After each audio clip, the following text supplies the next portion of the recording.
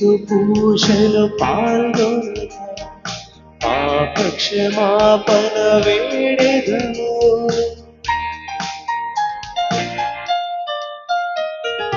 భక్తితో పూజలో పాల్గొనగా పాప క్షమాపణ వేడెదము. దేవుని కరుణ జగతికిలా నిత్యము కలదు భయమే. దేవుని కరుణ జగతికిలా నిత్యము కలదు భయమే. తండ్రిని తలచి మనసుననిది ఈ బలి పూజను అర్పింపగా నా స్నేహితులారా బంధువులారా దేవుని ప్రియజనమా రండి సంతోషము పాడి సంభ్రమతో దేవుని స్తుతించుదా, మన దేవుని స్తుతించుదా.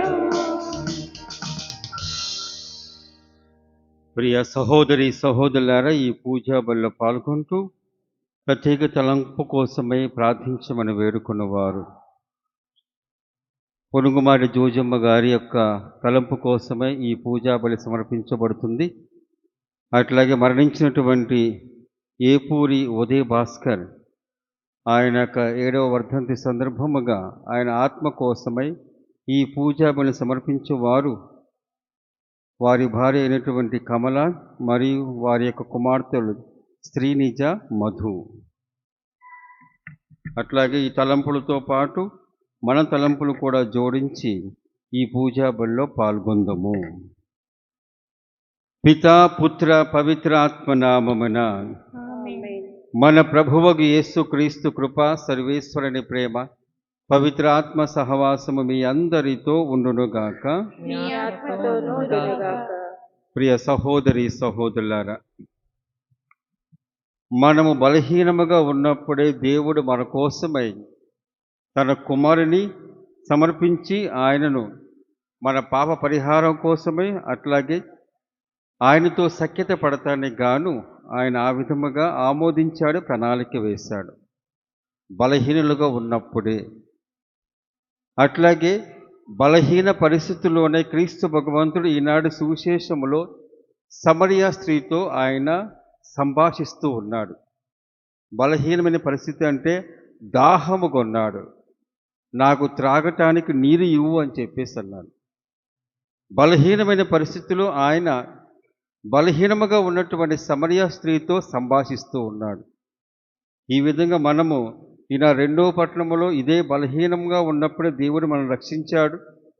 బలహీన పరిస్థితుల్లో క్రీస్తు భగవంతుడు తన మానవ అవతారమున ఆ సమరియా స్త్రీతో సంభాషణ, అట్లాగే తన బలహీనమైనటువంటి జీవితాన్ని దేవుని ముందు ఒప్పుకుంటూ ఉన్నటువంటి ఆ సమరియా స్త్రీని. మనందరము దేవుని ముందు బలహీనులమే, శరీరమందు, మనస్సు యందు, ఆత్మ యందు. ఆ బలహీన పరిస్థితుల్లోనే మనము దేవుని యొక్క వరములను పొంది మన జీవితంలో పూరించుకోగలము, నింపుకోగలము. అటువంటప్పుడు ఈ బలహీనమైనటువంటి ఈ జీవితాన్ని ఒక్కసారి మనసులో మనం ఒప్పుకొని ప్రభుని ముందు, ప్రభువా నన్ను స్వీకరించు, నేను నీకు సమర్పించుకుంటున్నాను, కాబట్టి నా యొక్క జీవితంలో, నా హృదయములో నీ యొక్క కృపా సహాయమును పూరించు అని ప్రార్థించుకుంటూ ఈ పూజా బలిలో పాల్గొందాం. కొద్దిసేపు మౌనంగా ఉండి చేసిన పాపాల కోసం పశ్చాత్తాపడుతూ ప్రభుని క్షమాపణ వేడుకుందాము.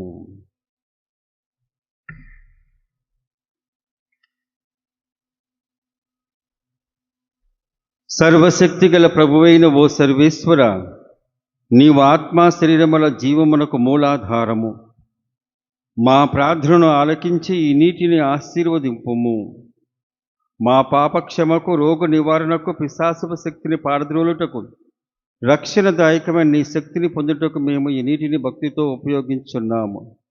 మా రక్షణార్థమై మీ దయా అనుగ్రహం వలన జీవజలము మా యందు నిత్యము ప్రవహింపచేయము.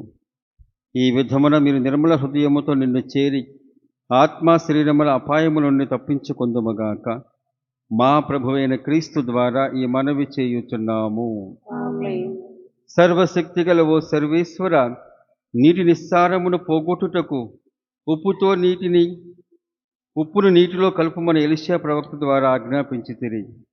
కావున ఓ ప్రభు, ఈ ఉప్పును దయతో ఆశీర్వదింపుము. ప్రభు, ఉప్పుతో కలిసిన నీటిని ప్రోక్షించిన స్థలములందెల్లా పిశాతంత్రోపాయములు తొలగి పవిత్రాత్మ నివసిస్తూ మమ్మ కాపాడునుగాక. మా ప్రభువైన క్రీస్తు ద్వారా ఈ మనవి చేయుచున్నాము. ఆమేన్.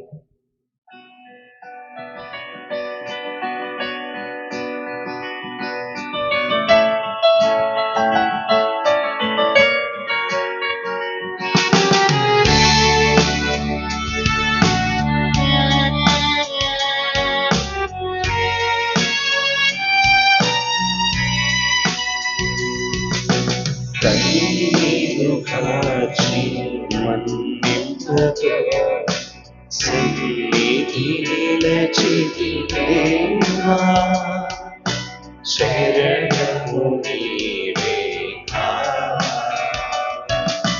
కన్నీరు కాచి మన్నింపుతో సన్నిధి నిలచితివేమా,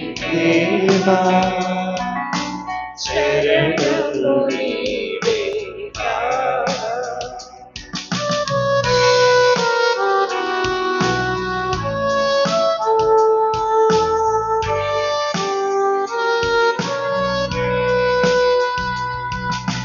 పొరపడి చేసిన దురితముల్ మరచి దర్శన భాగ్యము విడవా.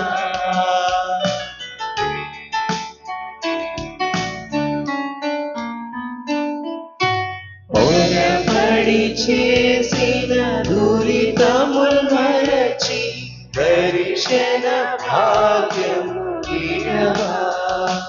నీ కరుణాకరమే ధరలో కూర్చి అరమరలేక కరుణా,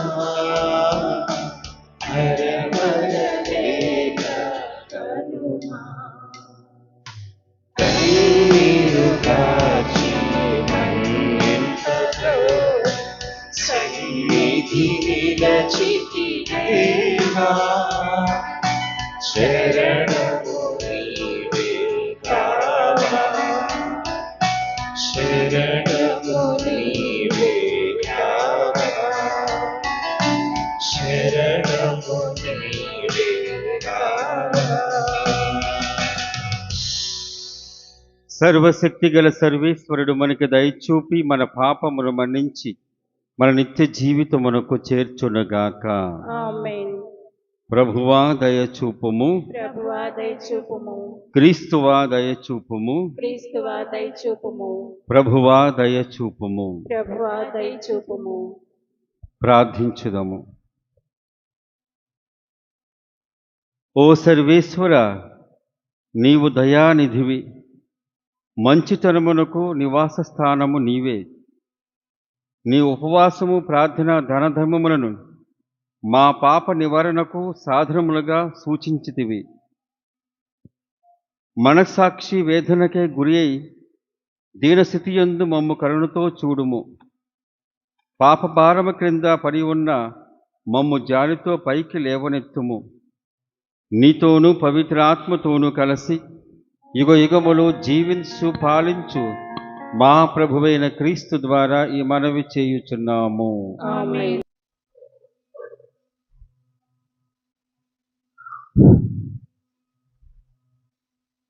మాకు త్రాగుటకు నీరు చూపుము. మొదటి పట్టణము నిర్గమాకాండము 17వ అధ్యాయము 3వ వచనం నుండి 7వ వచనం వరకు. మొదటి పట్టణము నిర్గమాకాండము 17వ అధ్యాయము 3వ వచనం నుండి 7వ వచనం వరకు. ఆ దినములలో దప్పికచే అల్లాడిపోవచ్చు ఆ ప్రజలు మోషే మీద నేరము మోపిరి. వారు అతనితో, ఐగుప్తు దేశము నుండి మమ్మేల తోడ్కొని వచ్చితివి? మమ్ములను చంపుటక ఇక్కడ మేము, మా పిల్లలు, పశువులు దప్పికచే చచ్చిపోవలయునా ఏమి అనిరి. మోషే యావేకు మొరపెట్టుకొనెను. అతడు, నేను ఈ ప్రజలతో ఎట్లు వేగుదును? ఇంకా కొంతసేపున్నచో వారు నన్ను రాళ్లతో కొట్టుదురు అనెను. అంతట యావే మోషేతో, నీతో పాటు ఇశ్రాయేలుల పెద్దలను కొంతమందిని తీసుకొని ఈ ప్రజకు ముందుగా నడిచిపొమ్ము. నీవు నదిని కొట్టిన కర్రను చేతపట్టి వెళ్ళుము. నీవు చూచుచుండగానే నేను హోరేబు కొండ రాతి మీద నిలబడెదను. నీవు కర్రతో ఆ రాతిని కొట్టుము. మీరందరూ త్రాగుటకు రాతి నుండి నీరు పుట్టును అనెను. ఇశ్రాయేలీల పెద్దలు చూచుచుండగా మోషే దేవుడు చెప్పినట్లే చేసెను. ఇశ్రాయేలీలు జగడమాడుట చేతను వారు యావే మనతో పాటు ఉన్నాడా లేడా అని సందేహించుచు యావేను పరీక్షించుట చేతను ఆ చోటికి మస్సా అని మెరీబా అని పేర్లు వచ్చెను. ఇది ప్రభువాక్కు.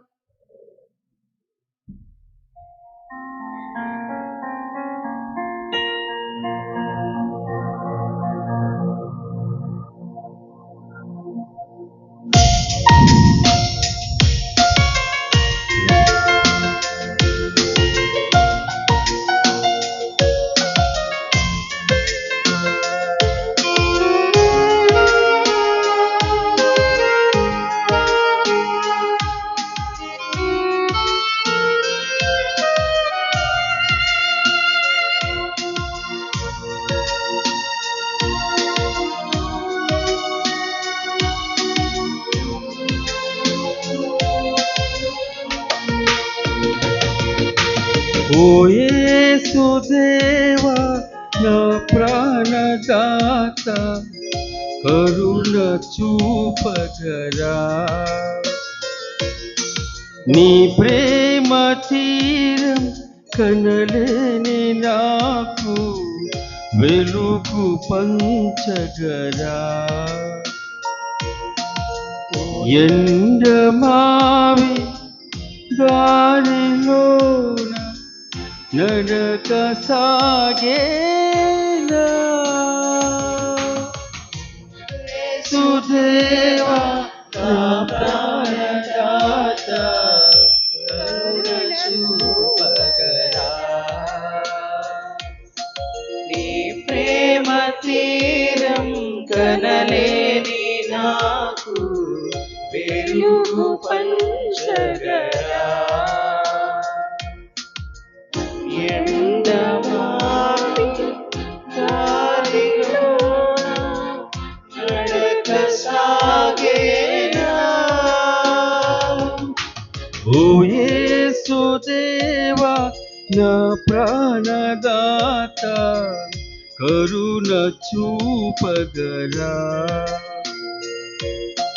నీ ప్రేమ తీరం కనలేని నాకు వెలుగు పంచగరా.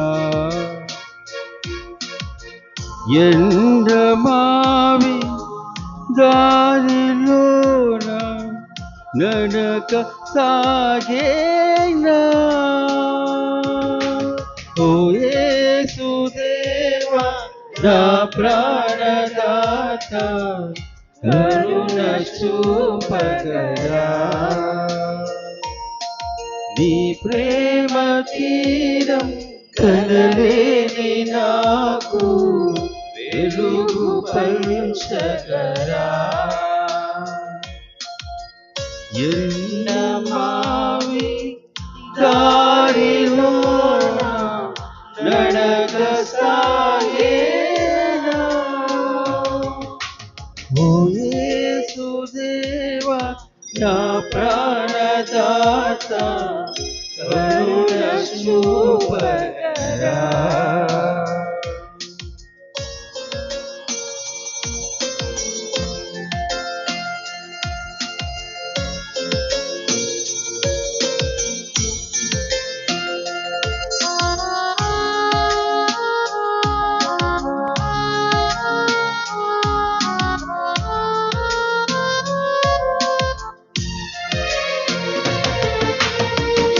అంతులేని బాధతోటి కూడు చెదిరిన నిరాశ జీవిని నీడ కరువై గుండె చెరువై బండబారిన అనామకుడిని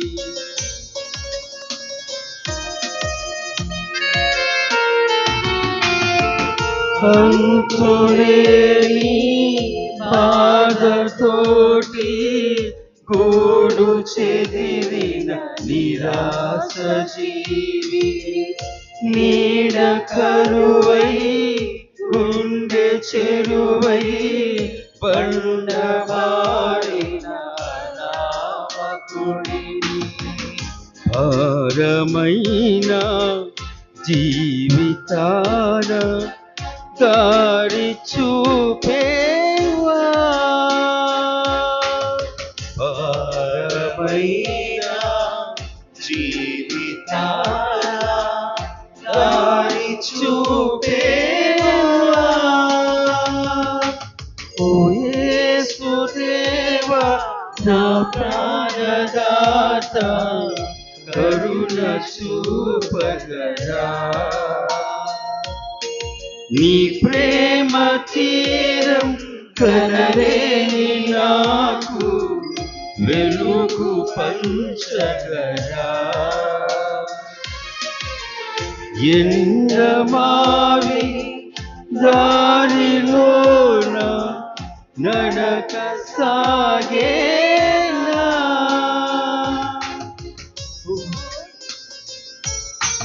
ఓ యేసుదేవా నా ప్రాణదాత కరుణ చూపగరా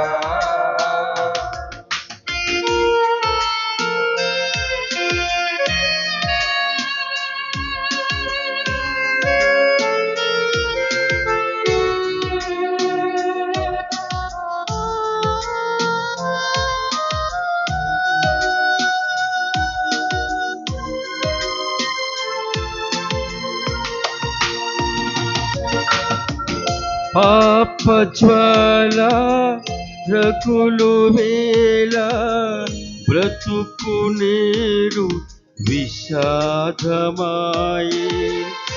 ఆశలన్నీ ఆవిరాయే తీగ తెగిన విపంచి నేను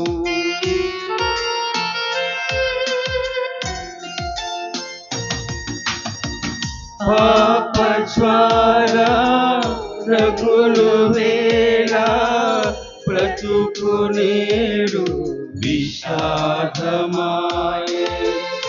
ఆశలన్నీ ఆవిరాయే తీగ తెగిన విపంచి నేను కలకలున్నా చీకటింట వెలుగువై రావా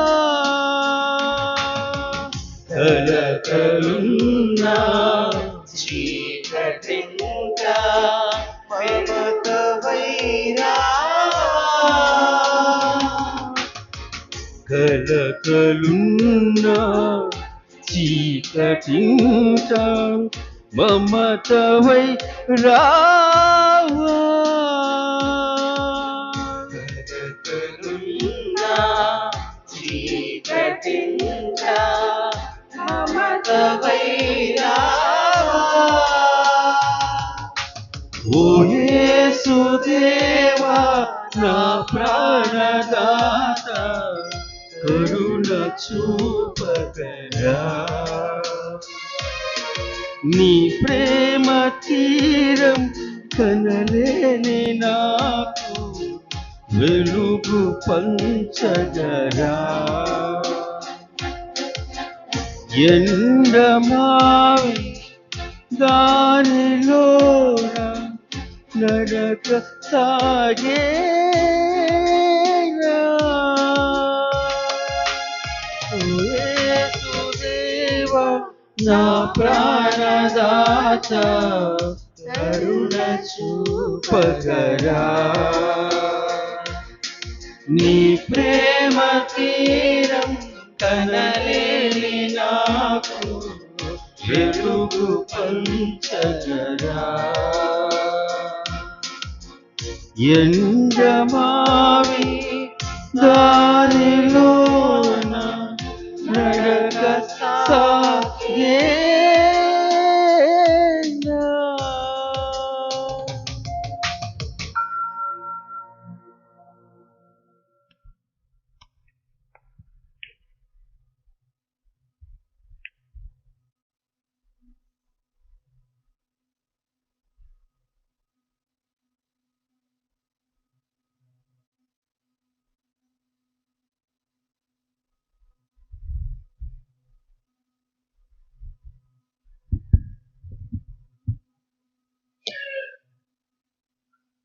రెండవ పఠనము.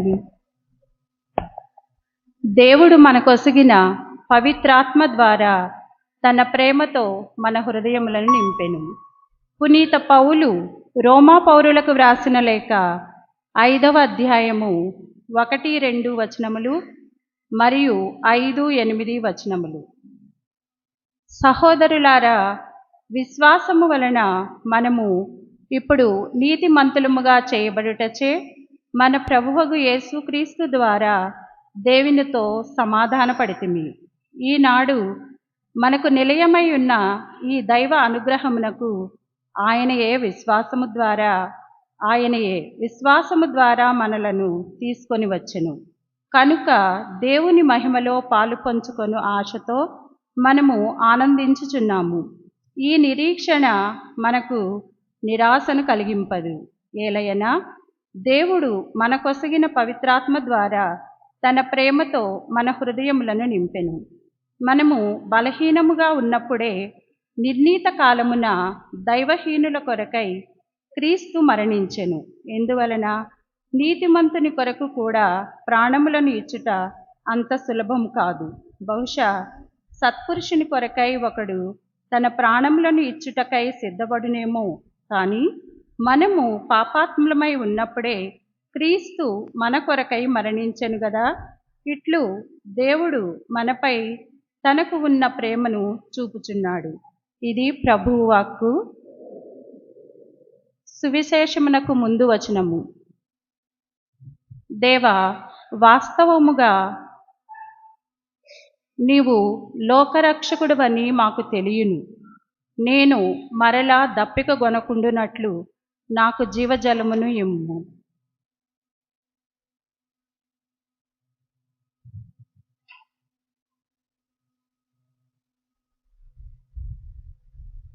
ప్రభువు మీతో ఉండునుగాక.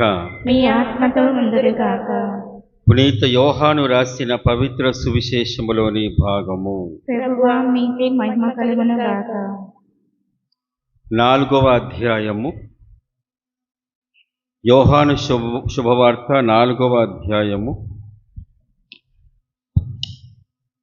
5వ వచనము నుండి 15వ వచనం వరకు, 19వ వచనం నుండి 26వ వచనం వరకు, 39 వచనము మరియు 40 నుంచి 42 వచనాలు. ఆ కాలములో యేసు సమరయలోని సిఖారు అనే పట్టణమునకు వచ్చెను. అది యాకోబు తన కుమారుడకు యోసేపునకు ఇచ్చిన పొలము సమీపములో ఉన్నది. అక్కడ యాకోబు బావి ఉండెను. యేసు ప్రయాణపు బడలికచే ఆ బావి వద్ద కూర్చుండెను. అది మధ్యాహ్నపు వేళ. ఒక సమరయ స్త్రీ నీటి కొరకు అక్కడికి వచ్చెను. యేసు ఆమెను, నాకు త్రాగుటకు నీరు ఇమ్ము అని అడిగాను. ఆయన శిష్యులు ఆహార పదార్థములు కొనితెచ్చుటకై పట్టణమునకు వెళ్ళి ఉండిరి. ఆ సమరయ స్త్రీ యేసుతో, యూదుడవైన నీవు సమరయ స్త్రీనకు నన్ను నీరు ఇమ్మని ఎట్లు అడుగుచున్నావు అని అనెను. ఏలైనా యూదులకు సమరయులతో ఎట్టి పొత్తును ఉండలేదు. అప్పుడు యేసు, నీవు దేవుని వరమును గ్రహించి ఉన్న ఎడల త్రాగుటకు నీరు ఇమ్ము అని అడుగుచున్నది ఎవరో అని నీవు తెలుసుకుని ఉన్న ఎడల నీవే ఆయనను అడిగి ఉండెడు దానవు. అప్పుడు ఆయన, నీకు జీవజలం ఇచ్చి ఉండెడు వాడను అని సమాధానం ఇచ్చాను. అప్పుడు ఆ స్త్రీ, అయ్యా, ఈ బావి లోతైనది, నీరు చేదుటకు నీ యొద్ద ఏమీనూ లేదు. జీవజలమును నీవు ఎక్కడి నుంచి తెచ్చెదవు అని అనెను. మా పితరుడగు యాకోబు మాకు ఈ బావిని ఇచ్చెను. అతడు, అతని కుమారులు, అతని మందలు ఈ బావి నీటిని త్రాగిరి. నీవు అతని కంటే గొప్పవాడవా అని అడుగగా, యేసు సమాధానముగా ఆమెతో, ఈ నీటిని త్రాగుటకు మరలా దప్పిక కొనును. ఈ నీటిని త్రాగువాడు మరలా దప్పిక కొనును. కానీ నేను ఇచ్చు నీటిని త్రాగువాడు ఎన్నటికీ దప్పికొనడు. నేను ఇచ్చు నీరు వాని యందు నిత్య జీవమునకై ఊరెడు నీటి బుగ్గగా ఉండును అని చెప్పాను. అప్పుడు ఆమె, అయ్యా, నేను మరలా దప్పికొనకున్నట్లుగా, నీటికై ఇక్కడ రాకుండా ఉన్నట్లుగా నాకు ఆ నీటిని ఇమ్ము అని అడిగాను. అయ్యా, నీవు ప్రవక్తని నాకు తోచున్నది. మా పితరులు ఈ పర్వతం మీద ఆరాధించిరి, కానీ దేవుని ఆరాధింపవలసిన స్థలము యెరూషలేములో ఉన్నదని మీరు చెప్పుచున్నారు అని పలికను. స్త్రీ, నా మాట నమ్ము, సమయం ఆసన్నమగుచున్నది. మీరు ఈ పర్వతం మీద కానీ యెరూషలేములో కానీ తండ్రిని ఆరాధింపురు. మీరు ఎరుగని వానిని మీరు ఆరాధింతురు, మీరు ఎరిగిన వారిని మేము ఆరాధింతుము. ఏలైనా రక్షణ యూదుల నుండియే వచ్చును. కానీ నిజమైన ఆరాధకులు ఆత్మయందును సత్యమందును తండ్రిని ఆరాధించు సమయం ఇప్పుడే వచ్చి ఉన్నది. నిజముగా తండ్రి ఆశించినది ఇటువంటి ఆరాధకులనే. దేవుడు ఆత్మస్వరూపి కనుక ఆయనను ఆరాధించువారు ఆత్మయందును సత్యమందును ఆరాధింపవలయను అని చెప్పాను. అప్పుడు ఆ స్త్రీ, క్రీస్తు అనబడు మెస్సియా రానున్నాడని నేను ఎరుగుదును. ఆయన వచ్చినప్పుడు మాకు అన్ని విషయములు తెలియచేయును అని పలికెను. నీతో మాట్లాడుచున్నది నేనే ఆయనను అని యేసు చెప్పాను. నేను చేసినదంతయు అతడు నాకు చెప్పెను అని ఆ స్త్రీ చెప్పిన దానిని బట్టి ఆ పట్టణంలోని సమరయులు అనేకులు ఆయనను విశ్వసించిరి. ఆ సమరియా వాసులు వచ్చి ఆయనను తమ యొద్ద ఉండుమని వేడుకొనగా ఆయన అచ్చట 2 రోజులు ఉండెను. ఆయన ఉపదేశమును ఆలకించి ఇంకను అనేకులు ఆయన విశ్వసించిరి. మేము ఇప్పుడు నీ మాటలు బట్టి విశ్వసించటం లేదు, మేము స్వయముగా ఆయన ఉపదేశమును వింటిమి, వాస్తవముగా ఆయన లోకరక్షకుడని మాకు తెలియను అని సమరయులు ఆమెతో చెప్పిరి. ఇది ప్రభు సువిశేషము.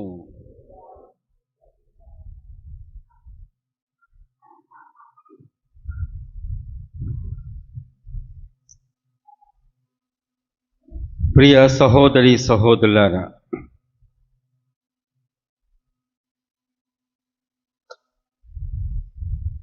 క్రీస్తు ప్రభుని యొక్క ధ్యానాంశాలు, మరి ముఖ్యముగా సువిశేష పట్టణాలు ధ్యానాంశాలు మనము గమనించినట్లయితే మామూలుగా మన జీవితంలో జరిగేటువంటి సంఘటనలు బట్టి ఆయన పరలోక సంబంధమైన ధ్యానముగా మార్చుకుంటాడు. ప్రతి ఒక్కరిది అట్లాగే ఉంటుంది. ఉదాహరణకు ఈ శిష్యులు కూడా వారు చేపలు పట్టేటువంటి సమయంలో వారు ఏ విధముగా ఎక్కడ వారు పనిచేస్తూ ఉన్నారో అక్కడికి వెళ్ళి వారితో చెప్పినటువంటి మాట, మీరు ఏ విధముగా ఈ చేపలు పడుతూ ఉంటారో అదేవిధంగా మిమ్మల్ని మనుషులు పట్టువారిగా చేసేదను. చేసేటువంటి పనిని దాన్ని ఉద్దేశించి ఆ తర్వాత దానికంటే మెరుగైనటువంటి పనిగా మార్చగలడు అనేటువంటిది మనం చూస్తూ ఉన్నాం. అట్లాగే జక్కయ్య అనేటువంటి ఆయన యేసు ప్రభుని చూడాలి అని చెప్పేసి అనుకున్నాడు. ఆయన ఆ విధంగా ఆయన తనకున్నటువంటి ఆ కొరసుతనం మూలముగా చెట్టును ఎక్కటం, ఆయన కోసమై వేచి ఉండటం చూసినప్పుడు, జక్కయ్య దిగిరా, త్వరగా దిగిరా, ఇదిగో నేను ఇంట్లో ఉండదలిచితిని అని చెప్పేసి ఆయనకు కేవలం ఆయన చూడటానికి ఆయన చూపించుకోవడం మాత్రమే కాదు, ఇంకను ఆయన తేరపార చూసే విధముగా తన ఇంటికి వెళ్ళటం, ఆ తర్వాత ఆధ్యాత్మిక ఫలాలు ఇవ్వటం.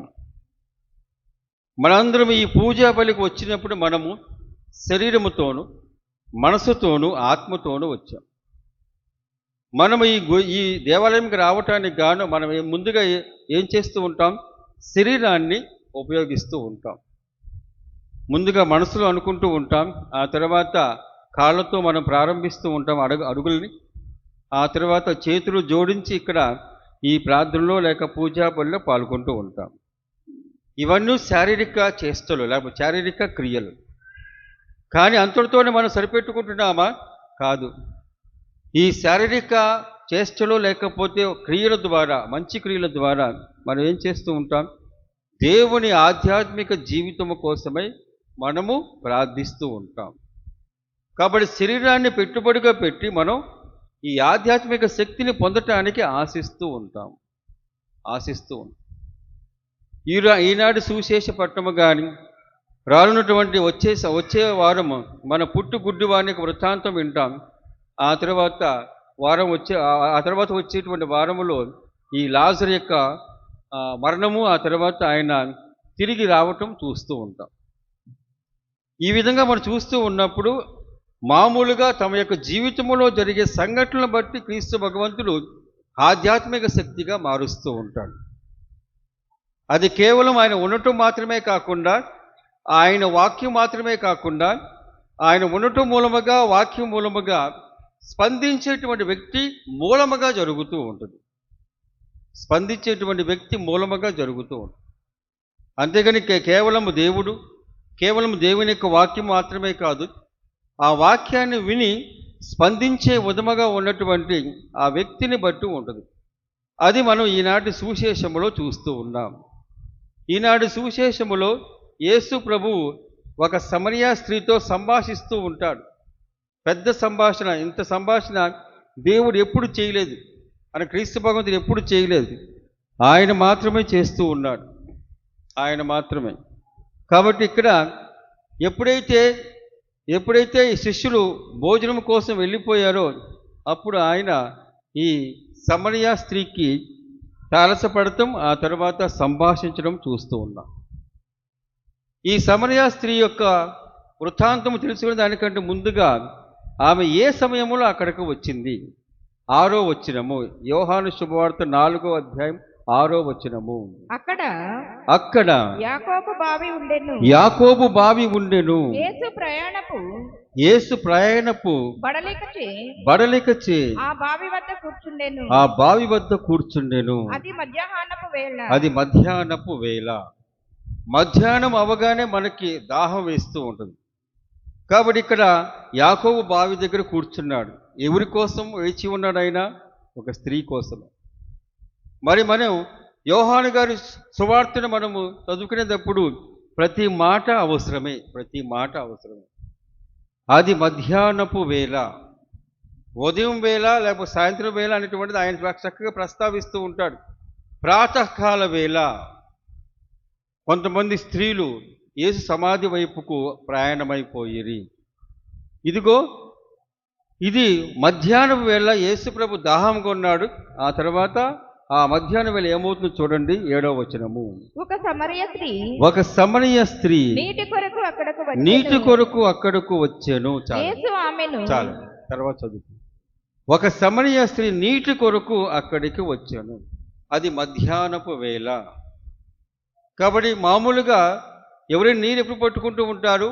ఉదయము, సాయంత్రము. మనకు తెలిసిందే, మచిలీపట్నంలో ఇది జరుగుతూ ఉంటుంది. మధ్యాహ్నం పట్టుకోం. ఒకవేళ ఊరు వెళితే పట్టుకుంటామేమో, కానీ మధ్యాహ్నం పట్టుకోం. కానీ ఈమె మధ్యాహ్నం వచ్చింది. మధ్యాహ్నం రావటం అంటే ఆ సమయంలో ఆ బావి దగ్గర ఎవరు ఉండరు, మనుషులు ఉండరు, అట్లాగే జంతువులు ఉండవు. ఈమె మాత్రమే ఉంటూ ఉంటుంది. కాబట్టి ఆ సమయంలో ఒంటరిగా రావటానికి గల కారణము సమాజంలో ఆమె ఆ విధముగా బహిరంగముగా వెళ్ళలేనటువంటి పరిస్థితిలో ఉంది. కాబట్టి మనకు వృత్తాంతం చెబుతూ ఉంది. తర్వాత ఆమె గురించి అడిగినప్పుడు, ఇదిగో నీవు వెళ్ళి నీ భర్తను తీసుకురా అని చెప్పేసి అన్నప్పుడు, నాకు భర్త లేరు ఆ తర్వాత నీకు 5 భర్తలు అని చెప్పేసి అంటూ ఉన్నాడు క్రీస్తు భగవంతుడు. ఆ పరిస్థితిని బట్టి, తన యొక్క సామాజిక జీవితాన్ని బట్టి, సమాజంలో ఉండే పరిస్థితిని బట్టి ఆమె ఆ సమయంలో రావటం. క్రీస్తు భగవంతుడు ఆయన ఎట్లా ఉన్నాడు? ఆయన అక్కడ యాకోబు బాధ ఉండెను, యేసు ప్రయాణకు బడలెక్కి ఆ బావి వద్ద కూర్చుండెను దాహముతో. నీరు తాగటానిక లేకపోతే ఆమె రక్షించటానిక అనేటువంటిది మనకు తెలుస్తూ ఉంటుంది, తెలిసిందే. కాబట్టి ఆయన ఆ మధ్యాహ్న వేళ ఆయన దాహముతో అక్కడ కూర్చోవడం చూస్తూ ఉంది. ఆ సమయంలో ఈ స్త్రీ వచ్చినప్పుడు యేసు ప్రభు ఒక సంభాషణ చూడండి. యేసు ఆమెతో ఏమన్నాడు? నాకు త్రాగుటకు నీరు ఇమ్ము అని అడిగాను. చాలు, నాకు త్రాగుటకు నీరు ఇమ్ము. నీవు ఈ సమయంలో వచ్చావు కదా, ఈ సమయం ఎవరు రారు అని చెప్పేసి ఆ భావన. ఇదిగో నా ప్రాణం కాపాడుతానుక నువ్వు కూడా వచ్చావు ఇక్కడికి, నువ్వైనా వచ్చావు ఇక్కడికి, కాబట్టి నాకు దాహముగా ఉన్నది, నాకు త్రాగుటకు నీరు ఇమ్ము. నాకు దాహమగుచున్నది అని చెప్పేసి క్రీస్తు భగవంతుడు మరి ఒక చోట అన్నాడు. సిలువపై ఆయన వేలాడుతూ ఆ వేదన పడుతున్న సమయంలో నాకు దాహమగుచున్నది అన్నాడు అక్కడ. ఇక్కడ కూడా ఆయన దాహముతో నాకు త్రాగుటకు నీరు ఇమ్ము అడిగాడు. కాబట్టి ఇది వేదాంత శాస్త్రజ్ఞులు ఏం చెప్తారంటే, నాకు దాహముగా ఉన్నదంటే ఇదిగో వీరందరికీ ఆత్మలను రక్షించడానికి గాను నేను దాహము కొని ఉన్నాను అని చెప్పేసి, ఇక్కడ కూడా సమరియా స్త్రీని రక్షించడానికి గాను, ఆమె ద్వారా ఆ సమరియా ప్రాంతంలో ఉండేటువంటి ప్రజలందరూ రక్షించడానికి గాను ఆయన దాహము కొని అక్కడ ఏమంటున్నాడు? ఆయన నాకు త్రాగుటకు నీరు ఇమ్ము. మొత్తానికి చిట్ట చివరి దాకా ఈయన దాహము తీరలేదు, మామూలు నీరు యొక్క దాహము తీరలేదు. అట్లాగే ఆమె కూడా ఏమీ ఇవ్వలేదు, సంభాషణ సరిపోతుంది, మనం చూడవచ్చు. అప్పుడు ఇక్కడ నాకు త్రాగుటకు నీరు ఇమ్మని చెప్పేసి అన్నప్పుడు ఆమెకు అభ్యంతరం పెట్టింది. ఏమని? 9వ వచనములో, యూదుడమైన నీవు సమరియా స్త్రీ అయిన నేను నన్ను నీరు ఇమ్మని ఎట్లు అడుగుచున్నావు? మామూలుగా రాబీ లేకపోతే గురువు స్త్రీలతో మాట్లాడకూడదు ఆ సమయంలో, ఎక్కువగా మరి ముఖ్యముగా బహిరంగముగా మాట్లాడకూడదు. ఇది బహిరంగ ప్రదేశం, అదొకటి. ఆ తర్వాత సమరియలకు యూదులకు పొత్తు లేదని చెప్పేసి వాక్యం చెబుతూ ఉంది.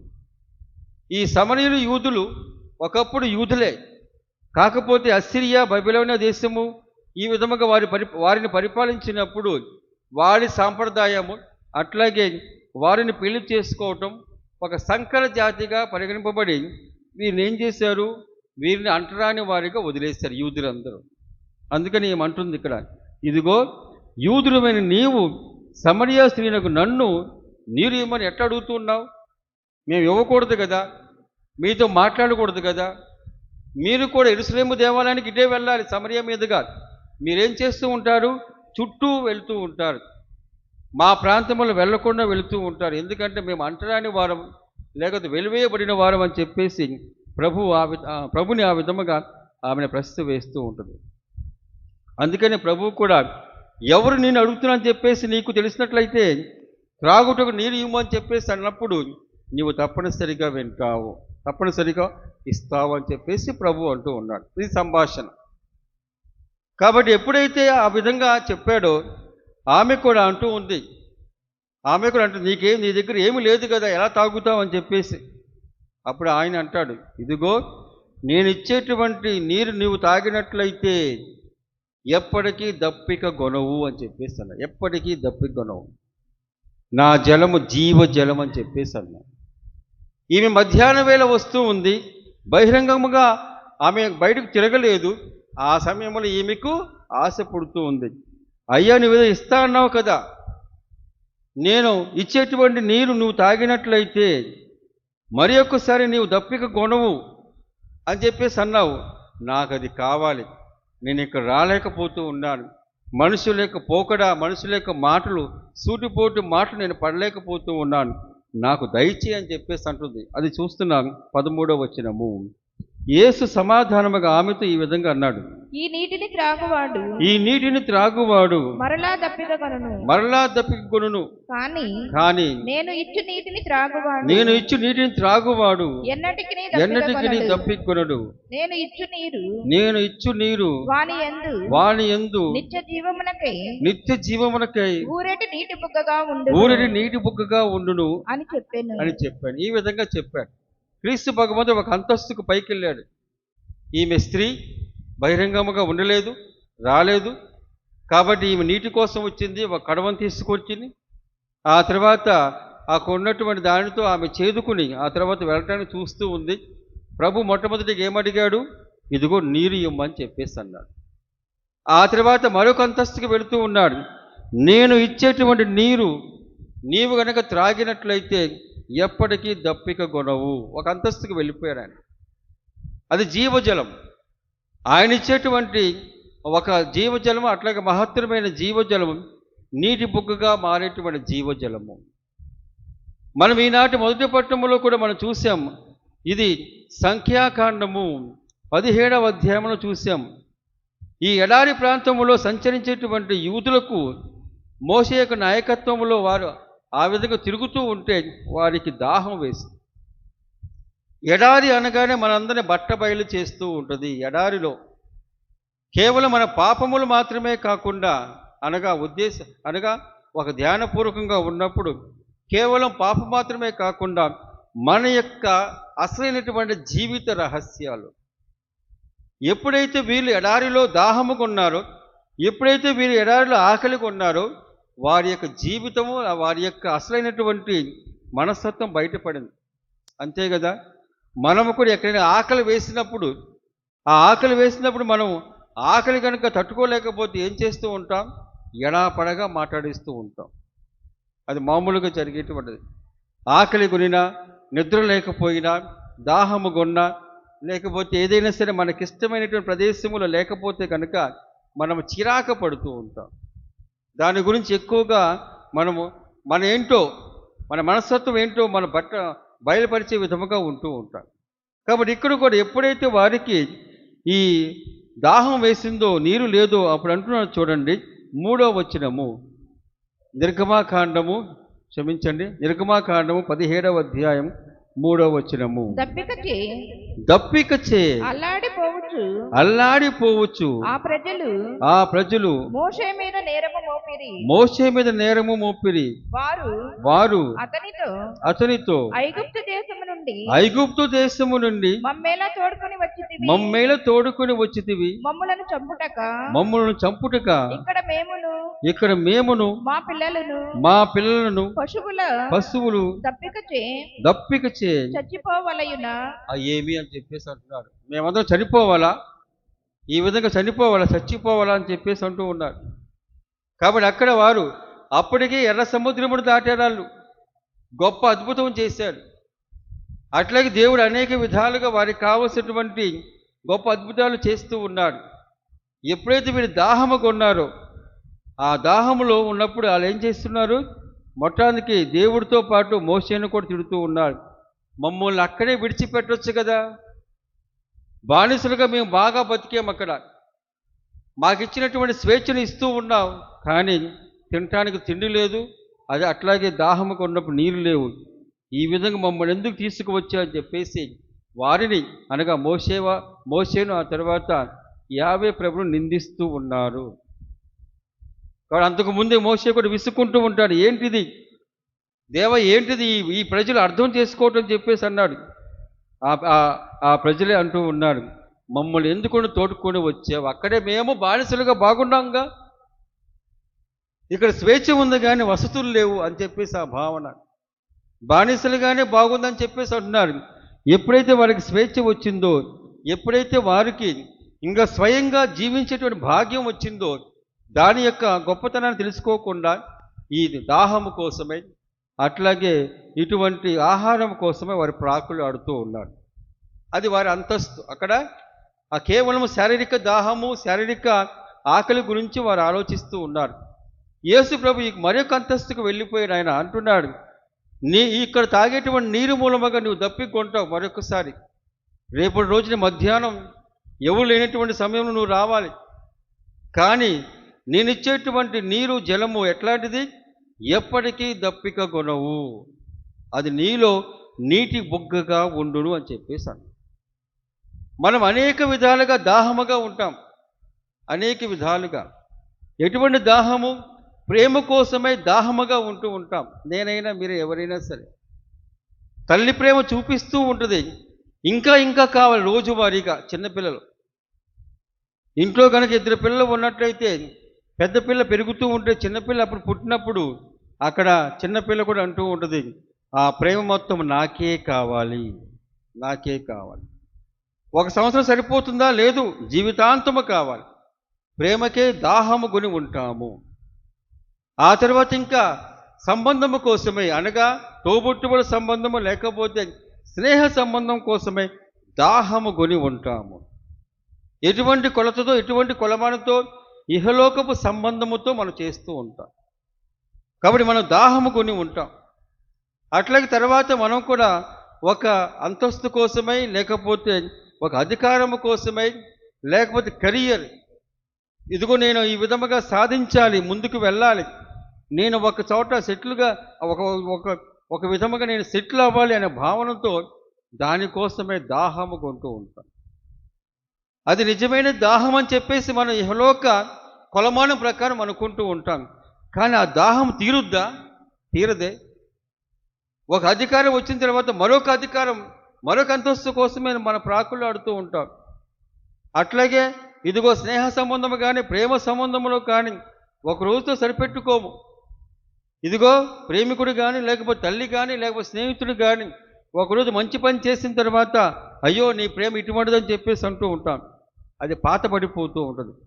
మరి ఒకసారి ఇంకోటి కావాలి, ఇంకొక చర్య కావాలి, ఇంకొక అద్భుత క్రియ కావాలి, అదేవిధంగా ఇంకా ఆసక్తికరమైనటువంటి ఒక పరిస్థితి కావాలి, ఏదో ఒక బహుమతి కావాలి. ఇది మన దాహం, ఇది మన దాహం. అందుకనే క్రీస్తు భగవంతుడు కూడా ఎప్పుడైతే ఈ స్త్రీ ఇదిగో నేను దాహము కొనటానికి గాను ఈ విధంగా దాహమును తీర్చుకోవటానికి ఈ విధంగా వస్తూ ఉన్నాను, నీ దగ్గర ఏదో నీరుంది కదా, అది ఎప్పటికీ నేను దప్పి కొనక ఉన్నట్లుగా నాకు ఆ నీరు ఇమ్ము అని చెప్పేసి ఆమె అడుగుతూ ఉంది. కానీ క్రీస్తు భగవంతుడు ఆ నీటి గురించా? ఇజ్రాయెల్ ప్రజలు ఏ విధముగా ఎప్పుడైతే మోషే తన కర్రతో ఒక రాయిని కొట్టినప్పుడు ఏ విధముగా నీటి బుగ్గ వచ్చిందో, లేకపోతే నీరు వచ్చిందో, ఆ విధమైన నీరా? లేకపోతే ఇంకా ఇహలోకములో మనకి కలిగేటువంటి దాహముతో కూడినటువంటి నీరా? దాహం తీర్చేటువంటి నీరా? లేకపోతే మనసును కానీ, లేకపోతే ఆత్మను కానీ మనం ఇహలోక కొలమానం ప్రకారము ఉండేటువంటి అటువంటి దాహమా? అటువంటి దాహము కాదు, వేరొక దాహము ప్రియ సహోదరి సహోదరులు. ఎందుకంటే ఈ దాహాలు మన జీవితంలో మామూలే. అనగా ఒక ఉద్యోగం కోసమో, ఒక ప్రేమ కోసమో, ఒక సత్సంబంధం కోసమో ఈ దాహం కొనటం మామూలే. కానీ ఇవన్నీ దాహాలు తీర్చడానికి గాను, ఈ దాహాలను తీరటానికి గాను మనందరం ఎవరిపై ఆధారపడి ఉండాలి? దేవునిపై ఆధారపడి ఉండాలి. ప్రభు ఈ తల్లి కానీ, లేకపోతే తండ్రి కానీ ఇచ్చింది మీరే, కాబట్టి వారి ప్రేమ కోసమే ప్రాకులాడుతూ ఉన్నాను, కాబట్టి మీరు ఇచ్చినటువంటి వరప్రసాదం నుంచి నేను పొందుతూ ఉన్నాను. కానీ ఇదిగో వీరు నీకంటే ఎక్కువ కాదు అని చెప్పేసి ఆ భావన ఉంది చూడండి. ఆ భావన మనకు కావలసిన ఓదార్పును దయచేస్తూ ఉంటుంది. చిన్నపిల్లలుగా ఉన్నటువంటి వారు అర్థం కాదేమో, కానీ మనకు అర్థమవుతుంది పెద్దవాళ్ళుగా. ఎందుకంటే ఒక స్టేజీ లేకపోతే ఒక వయసు వచ్చిన తర్వాత అమ్మను కోల్పోవాలి, నాన్నను కోల్పోవాలి. అటువంటి సమయంలో కోల్పోయినప్పుడు వారి యొక్క ప్రేమను పొందలేము కదా.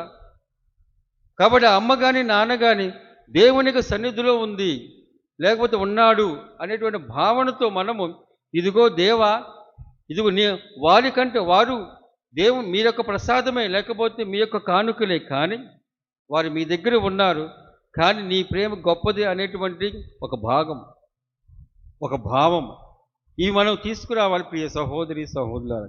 ఇక్కడ కూడా మనము ఎప్పుడైతే ఈమె ఆ నీరు గురించి విందో అక్కడ కూడా ఆమె దానిపై ఆశపడుతూ ఉండదు. అయ్యా, నేను మరలా దప్పికొనకుండానట్లుగా, నీటికై ఇక్కడకు రాకుండా ఉన్నట్లుగా నాకు ఆ నీటిని ఇమ్ము అని చెప్పేశాను. కాబట్టి ఇప్పుడు ఏదైనా పరిచయం ఏమవుతుంది, పరిచయం ముందుగా ఒక్కోసారి ఒకరి మీద ఒకరి అనుమానం వస్తూ ఉంటుంది. ఆ తర్వాత నెమ్మదిగా మాటలు కలుపుతూ ఉంటే నమ్మకం కుదురుతూ ఉంటుంది.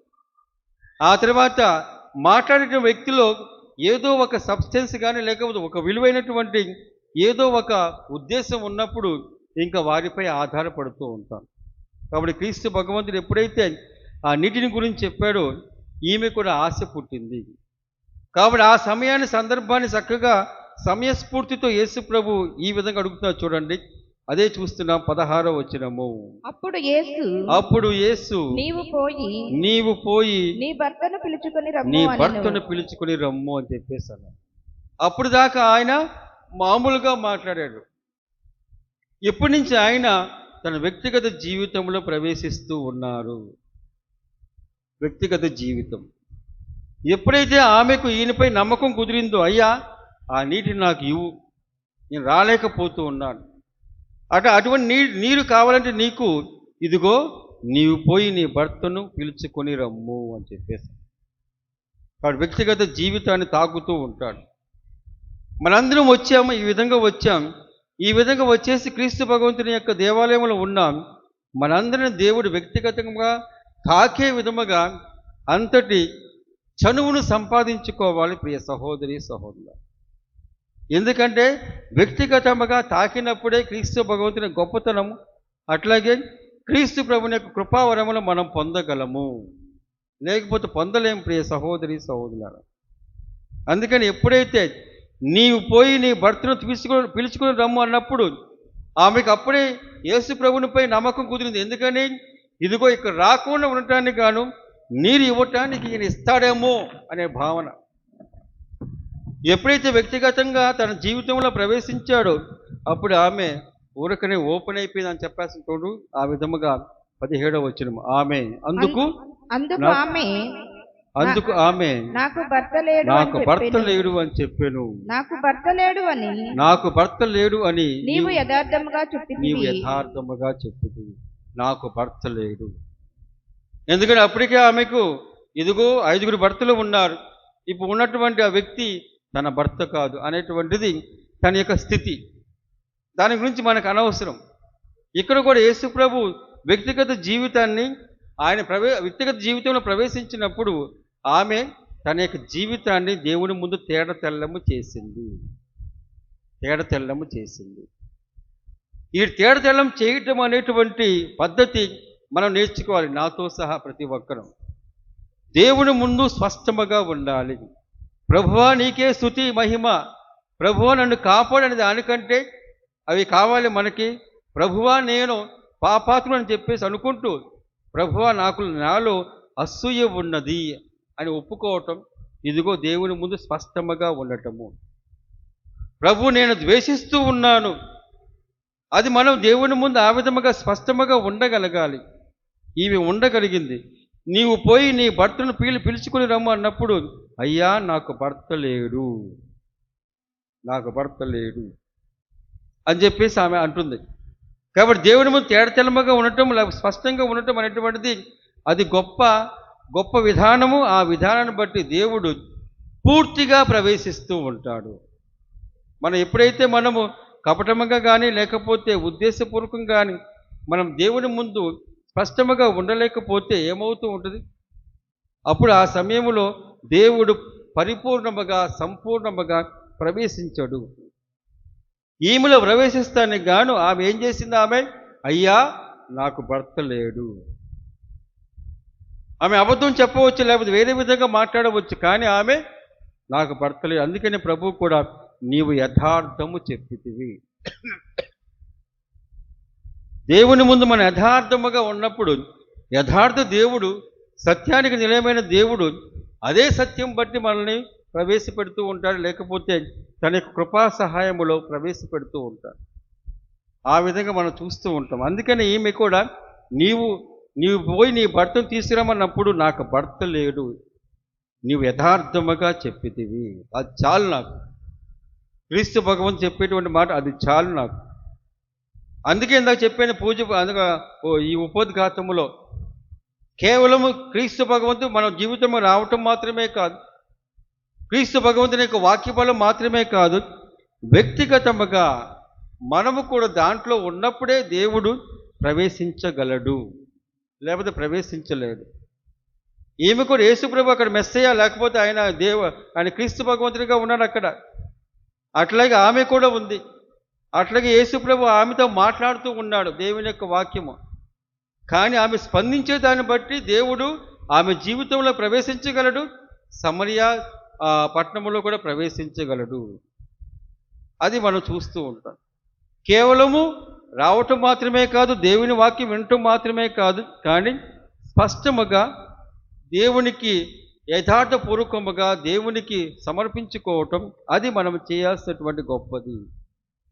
ఎందుకంటే మనం చేసేది మొత్తము తెలుసు, మనం ఎలా ఉంటామో తెలుసు, ఏ విధంగా ఆలోచన చేస్తామో తెలుసు, ఏ విధంగా మనం ఇతరుల పట్ల ఉండే భావన కూడా తెలుసు, మంచి కానీ చెడు కానీ.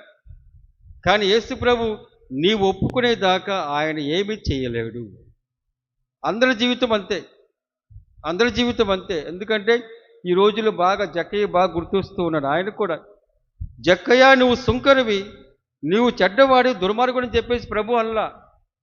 ఎప్పుడైతే యేసుప్రభు వచ్చి కూర్చున్నాడో, ఆ యేసుప్రభుని ముందు ఆయన తనను తాను చూసుకున్నప్పుడు, అయ్యా నేను పాపిని, అన్యాయం చేసిన వాడును, ఇదిగో అనేక మందికి నేను అన్యాయం చేశాను, అందరికీ నేను ఇచ్చేస్తానని చెప్పేసి ఆయన ఒప్పుకోవటం.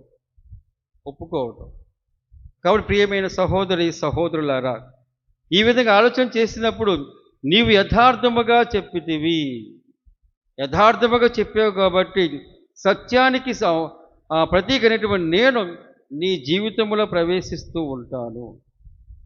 ఎప్పుడైతే ఈమె తన భర్త గురించి చెప్పిందో, కాబట్టి ఎవరైనా సరే వ్యక్తిగతంగా ఎవరైనా సరే మనము ఎత్తి పొడిచినప్పుడు కానీ, లేకపోతే ఏదైనా అన్నప్పుడు కానీ మనం ఏం చేస్తూ ఉంటాం?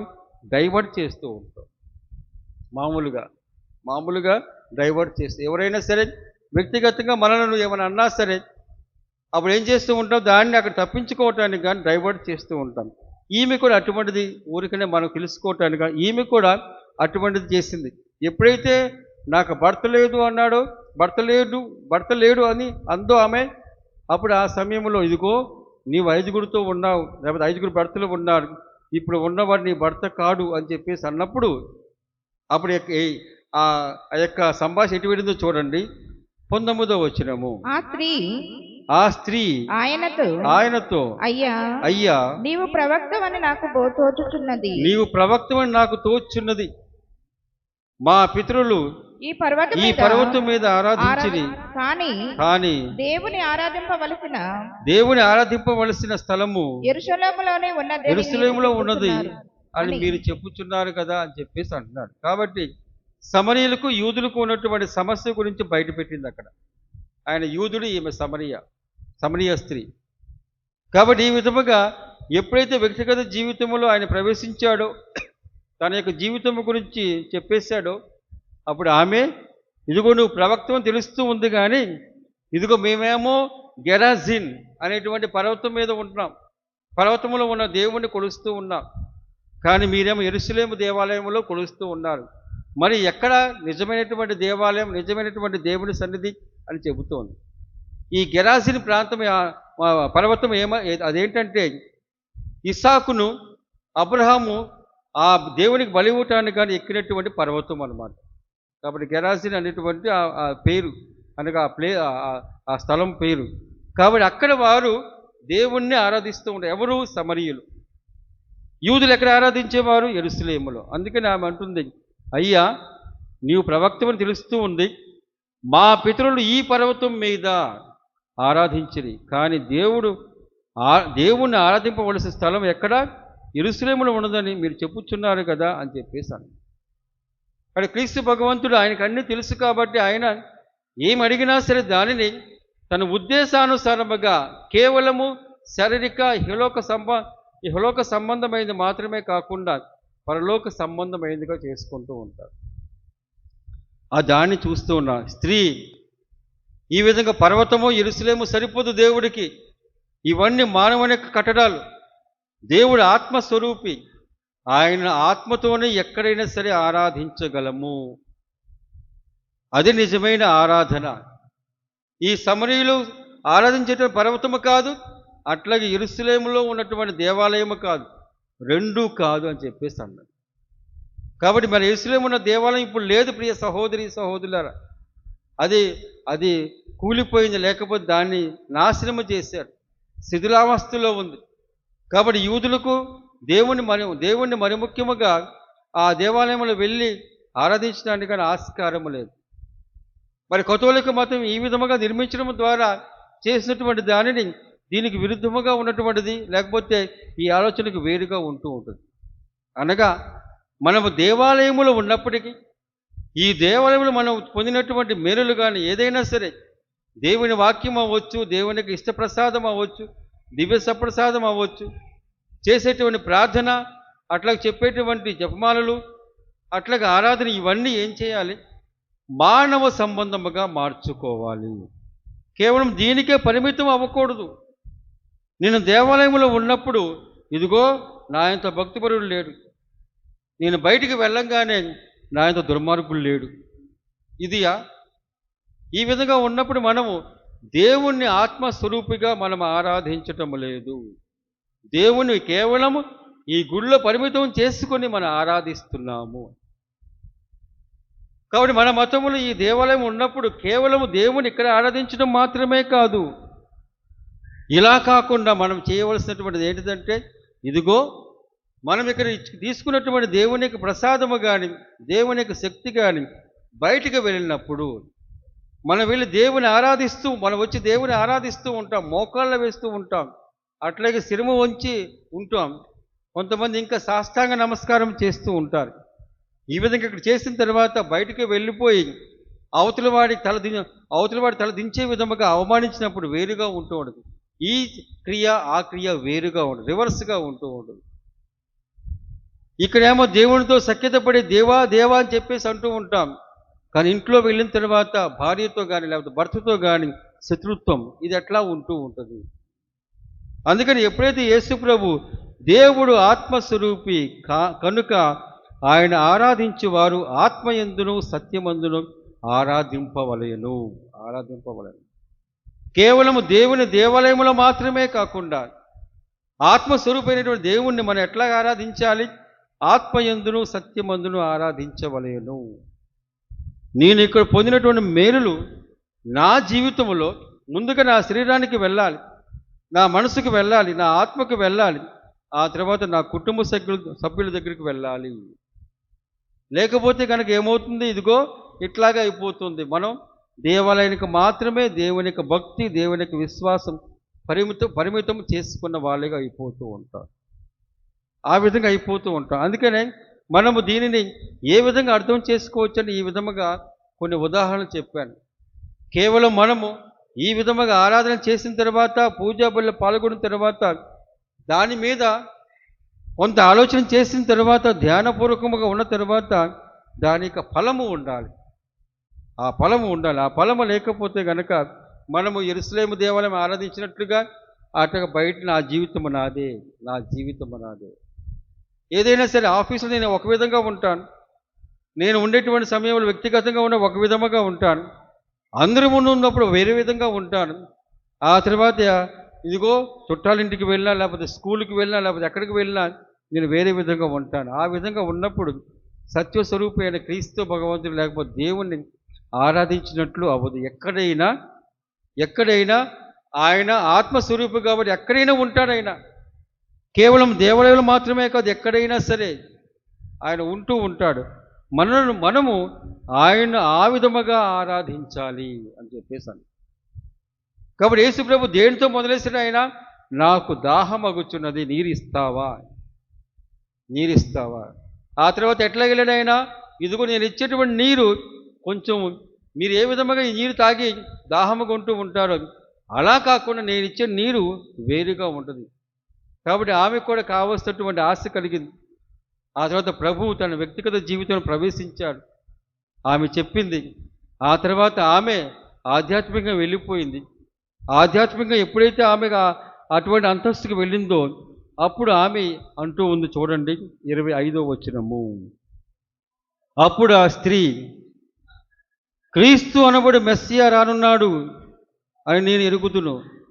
ఆయన వచ్చినప్పుడు మాకు అన్ని విషయములు తెలియజేయడం అని చెప్పేసి అంటూ ఉంది. కాబట్టి ఆమె ఎక్కడి నుంచి వచ్చి, లేకపోతే యేసుప్రభు ఎక్కడి నుంచి ఉన్నారా, ఎక్కడి నుంచి వెళ్ళారు? అక్కడ ఒక నీరు గురించి వెళ్ళిపోయాడు. మొత్తానికి ఎక్కడికి వెళ్ళిపోయారు వాళ్ళు? ఇదిగో దైవశాస్త్రములోకి, లేకపోతే ధర్మశాస్త్రములు చెప్పబడినటువంటి క్రీస్తు అనబడి మెస్సియా గురించి. ఎప్పుడైతే ఆమె అందో అప్పుడు ఆయన అంటున్నాడు, నీతో మాట్లాడుచున్న నేనే ఆయనను, నేనే ఆయనను అని చెప్పేసి ఎప్పుడైతే ఈ తుఫాన్లో చిక్కున్నటువంటి శిష్యులు వాళ్ళు కొట్టుకొని పోతూ ఉన్నారు, ప్రమాదంలో ఉన్నారు. అప్పుడు ఆయన్ని చూసి ఒరే దెయ్యంలా చెప్పేసి అన్నప్పుడు, భయపడకము, నేనే ఆయనను, నేనే ఆయనను. యేసుప్రభుని పట్టుకోవడానికి వచ్చారు బంట్రౌతులు కానీ భటులు కానీ. వాళ్ళు వచ్చినప్పుడు వారిని వదిలేసే నేనే ఆయనను అని చెప్పేశాను. నేనే ఆయనను, నేనంటే నేనే, లేకపోతే నేను ఉన్నవాడని చెప్పేసి మోషే కనిపించినప్పుడు కూడా, అనగా మండుచున్న 10 రూపములు కనిపించినప్పుడు కూడా నేనే ఉన్నవాడని చెప్పేసి అంటున్నాను. ఇక్కడ కూడా నీతో మాట్లాడుచున్న నేనే ఆయనను. మొట్టమొదటిసారిగా క్రీస్తు భగవంతుడు, లేకపోతే బైబిల్ గ్రంథములో ఇది ఈ ఒక్క చోట ఉంటుంది ఎక్కువగా. ఇదిగో నేను మెస్సియన్ అని చెప్పేసి ఒప్పుకోవటం మొట్టమొదటిగా ఈ సంఘటన జరిగిన సమయంలోనే. ఎవరి ముందు ఒప్పుకున్నాడైనా? ఒక స్త్రీ ముందు. స్త్రీకి మహోన్నతమైన శక్తి ఉంది. ప్రకృతి తర్వాత ఉండేటువంటి శక్తి స్త్రీలో ఉంటూ ఉంటుంది. అందుకనే కేవలం శరీరములో వాళ్ళ బలహీనలు అనుకుంటూ ఉంటాం, కానీ వారు మానసికముగా బలవంతులు. అది మనం ఒప్పుకోవాలి. మానసిక బలవంతులు. ఒక పురుషుడు కనుక తన మనసులో బాధ ఉన్నట్లయితే దాన్ని మర్చిపోవటానికి చూస్తూ ఉంటాడు. కానీ అదే బాధలో ఉన్నటువంటి స్త్రీ మర్చిపోతే దాన్ని ఎదుర్కొంటూ ఉంటుంది. అంతెందుకు, మీరు చాలాసార్లు చెప్పినట్లున్నా, ఇదిగో అంతెందుకు, మీ కొడుకు కానీ, మీ కుమారుడు కానీ కుమార్తె కానీ బాధపడుతూ ఉన్నా, లేకపోతే ఇదిగో జబ్బుతో బాధపడుతూ ఉన్నా, ఎక్కువగా ఉండేది మీరు మాత్రమే. ఆయన భయపైన తిరిగి వస్తూ ఉంటాడు. కాబట్టి ఎదురు నెపం మీద ఏం చేస్తూ ఉంటాడు? మందుల కోసం వెళ్తా అని చెప్పేసి ఆయన మందులు తీసుకురావటానికి ఒక పూట పడుతూ ఉంటుంది. ఏంటి రాలేదని చెప్పేసి అడిగినప్పుడు తట్టుకోలేకపోతూ ఉన్నాడు. నా కొడుకు ఈ విధంగా బాధపడుతూ ఉంటే తట్టుకోలేకపోతున్నా అని చెప్పేసి. కాబట్టి ఆయన వెలుపల ఉంటానని చూస్తాడు, కానీ స్త్రీ ఏం చేస్తూ ఉంటుంది? అక్కడే ఉండి, సమస్య దగ్గరే ఉండి, సమస్యతో పోరాడుతూ, దాన్ని చూస్తూ పోరాడుతూ జయిస్తూ ఉంటుంది. అది స్త్రీ యొక్క మానసిక శక్తి. కాబట్టి ఈ విధంగా ఈరోజు మనం విమెన్స్ డే జరుపుకుంటూ ఉన్నాము. క్రీస్తు భగవంతుడు ఇక్కడ మాత్రమే కాకుండా, నేను మెస్సియను అని ఒప్పుకోవటం ఇక్కడ మాత్రమే కాకుండా, ఇదిగో ఆయన ఉత్థానమైన తర్వాత మొట్టమొదటిసారిగా దర్శనమిచ్చింది ఆ స్త్రీకే, మగ్దలా మరియ. నేను మృతుల నుంచి లేచాను అని చెప్పేసి ఆయన చెప్పాడు. అక్కడ కూడా ఆమె వెళ్ళి సాక్ష్యం ఇవ్వటం చూస్తూ ఉంటాను. కాబట్టి స్త్రీ యొక్క మహోన్నతమైన శక్తి ఈ విధంగా ఉండటం చూస్తూ ఉంటాం. కాబట్టి ఈ బైబిల్ గ్రంథంలో ఈ విధంగా మనం 2 చోట్ల చూస్తూ ఉన్నాం, కానీ అంతకంటే వేరే చోట్ల ఉన్నాయి. కానీ ఈరోజు ఈ సువిశేష పట్టణాన్ని బట్టి మనం ఈ ఒక్క చోట, తర్వాత ఇదే యోహాను సువార్తలో కూడా మగ్దలా మరియ గురించి చెప్పబడింది. ఆ విధంగా చెప్పబడింది. ఈ విధంగా ఎప్పుడైతే ఆయన చెప్పాడో ఆమె ఏం చేసిందో చూడండి. దాన్ని చూస్తూ ఉన్నాం. దాన్ని 27వ వచనము, అందులో 28వ వచనము, ఆమె తన కడవను అక్కడే వదిలిపెట్టి పట్టణంలోనికి వెళ్ళాడు. ఆమె ఏం చేసిందండి? ఆమె తన కడవను అక్కడే వదిలిపెట్టి వెళ్ళిపోయాను. కడవ దేనికోసం తీసుకువచ్చింది ఆమె? ఇదిగో నీటి కోసమే తీసుకొస్తుంది. కాబట్టి ఆమె దాహం తీరిపోయింది. ఈ కడవతో ఆమెకు సంబంధం లేదు. ఆ తర్వాత కడవ అవసరం లేదు. యేసు ప్రభు యోహాను సువార్త 2వ అధ్యాయంలో కూడా ఈ కడవల గురించి ఈయన చెప్పాడు యోహాను గారు. అక్కడున్న కడవలతో, అక్కడ ఉన్నటువంటి ఆ కడవతో, లేకపోతే కడవలతో ఆయన బాణలను నీటితో నింపమన్నాడు. అవునా? ఇది కానాపల్లిలో గొప్ప అద్భుతం చేశాడు కదా. ఈ బాణంలో ఉన్న నీటిని ఆయన ద్రాక్షరసముగా మార్చడం. అక్కడ కూడా దేనితో వారు నింపారు? కడవలతో. అక్కడ అవసరమైంది. అక్కడ దాహము తీర్చడానికి అక్కడ అవసరమైంది. ఆ అవసరమైనటువంటి చోట ఎవరున్నారు? అక్కడ క్రీస్తు భగవంతుడు ఉన్నారు. ఇక్కడ ఈ కడవతో ఆమెకి సంబంధము లేదు, అవసరం లేదు. ఎందుకని? అప్పటికే యేసు ప్రభువు ఆయన వాగ్దానము చేసిన నీరు అప్పుడే ఆమెలోకి ప్రాకింది. ప్రియ సహోదరి సహోదరులు, అందుకనే ఆ కడవతో సంబంధం లేదు, కడవ అవసరం లేదు. ఇందాక చెప్పుకున్నాం కదా, ఇదిగో నేను ఇచ్చే నీటి త్రాగినప్పుడు ఎప్పటికీ దప్పిక కొనడు. ఎప్పుడైతే ఈమె ఈ విధముగా యేసు ప్రభు గురించి బాగా కడుపు నిండా ఆయన గురించి విందో, ఆ తర్వాత ఆయన మెస్సియా అని చెప్పేసి ఎప్పుడైతే తెలుసుకుందో, ఇక చాలు, ఆమె కడుపు నిండిపోయింది, దాహం తీరిపోయింది. కడవని అక్కడ వదిలేసి వెళ్ళిపోవడం, నీటి గురించి ఆలోచన చేయాల. ముందుగా ఈయన గురించి చెప్పాలి, ఈయన గురించి చెప్పేసి ఈయన గురించి ఆయన ప్రకటించాలని చెప్పేసి ఆ భావంతో వెళ్ళిపోతూ ఉంది. అందుకనే ఆమె తన కడవను అక్కడే వదిలిపెట్టి పట్టణంలోనికి వెళ్ళి ప్రజలతో, ఇదిగో మెస్సియాను చూశాను, నా జీవితం మొత్తం ఆయన స్పష్టంగా చెప్పేశాడు, ఈయన మెస్సియా అని చెప్పేసి ఆమె ప్రకటించింది. కాబట్టి ఈ విధంగా ఆలోచన చేసినప్పుడు ఇందాక చెప్పాను, ఇహలోకములో మన అనేక దాహాలతో మనం కొట్టుమిట్టాడుతూ ఉంటాం. దాహముతో అవతల మనం తిట్టాలనుకున్నప్పుడు తిట్టేదాకా మనం దాహం కొని ఉంటాం. తిండి తిప్పలు ఏముండవు, తిట్టాలి మనం ముందు వెళ్ళిపోయి. అవతల మీద పగ ఉందనుకోండి, ఆ పగ తీర్చుకునేదాకా మనము ఆ విధంగా దాహముతో ఉంటూ ఉంటాం. ఈమె ఎప్పుడైతే యేసుప్రభు గురించి బాగా విందో, తెలుసుకుందో, దేనికోసమే ఆమె వచ్చిందో దాన్ని వదిలివేసింది. దేనితో ఆమె దాహము తీర్చుకోవాలనుకుంటుందో అది వదిలివేసింది. అది అవసరం లేదు. మనము దేనితో ఈ లోకంలో దాహము తీర్చుకుందాం అనుకుంటున్నామో, తల్లి అవ్వచ్చు, తండ్రి అవ్వచ్చు, ప్రేమికులు అవ్వచ్చు, ఇంకేదైనా సరే, ఒక అంతస్తు అవ్వచ్చు, ఒక ఉద్యోగం అవ్వచ్చు, దేనైతే దాహం తీర్చుకోవాలని చెప్పేసి మనము ఒక పరిక్రమగా మార్చుకుంటూ ఉన్నామో, దానిపై వ్యామోహం మూలముగా మనం దానికే బానిసలైపోతూ ఉంటాము. కానీ ఎప్పుడైతే నన్ను విడిచిపెడతానికి అని వదిలేయమని కాదు, ఎప్పుడైతే ఇది దేవునికి ప్రసాదము, దేవుడు ఇచ్చాడు కాబట్టి నాకు ఉంది ఈ అంతస్తు, కానీ ఏదైనా సరే ఈ దేవుడిచ్చేటువంటి గొప్ప ప్రసాదము కాబట్టి నేను దాన్ని ఒప్పుకున్నాను చెప్పేసి అనుకున్నాము, అప్పుడు ఏమవుతూ ఉంటుంది, అది వదిలివేయటానికి మనము ఇష్టపడుతూ ఉంటాం.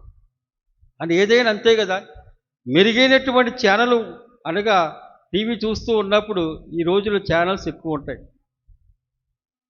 కాబట్టి ఒక ఛానల్లో సరిగ్గా లేకపోతే ఏం చేస్తూ ఉంటాం, దానికంటే మెరుగ్గా ఉన్నటువంటి ప్రోగ్రాం కోసమే వెళ్ళిపోతూ ఉంటాం. ఆ విధంగా వెళ్ళిపోవటానికి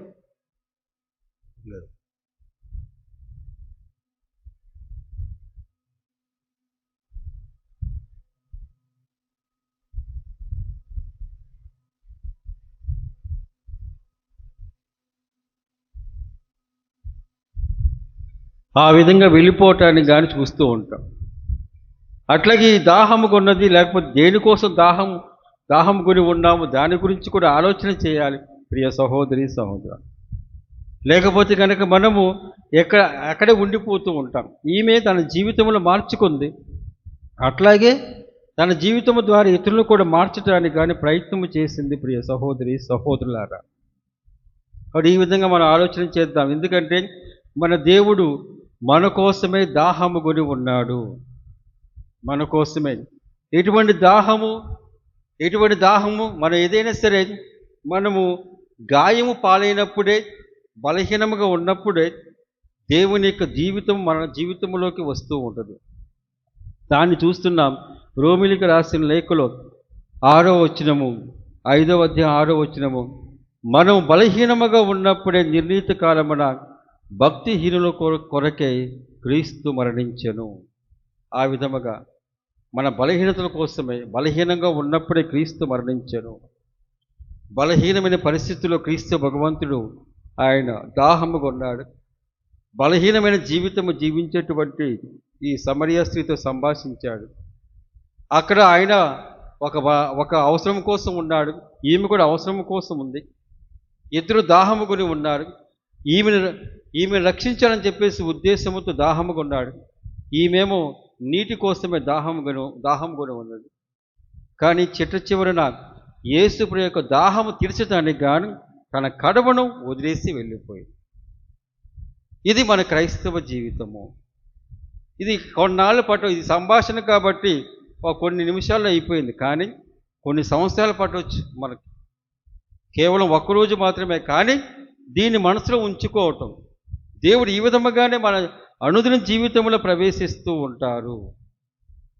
అనుదిన జీవితంలో అనుదిన చర్యల్లో, అనుదిన మాటల్లో ప్రవేశిస్తూ ఉంటాడు. ప్రవేశించి మనలను ఎప్పటికప్పుడు మెరుగ్గా ఆలోచన చేయటానికి గాను మనల్ని ప్రశ్న వేస్తూ ఉంటాడు. అట్లాగే ఆయన సమాధానం ఇస్తూ ఉంటాడు. మనము కూడా మన గురించి మనం ఏం చేస్తూ ఉంటాం, సమర్థించుకుంటాం.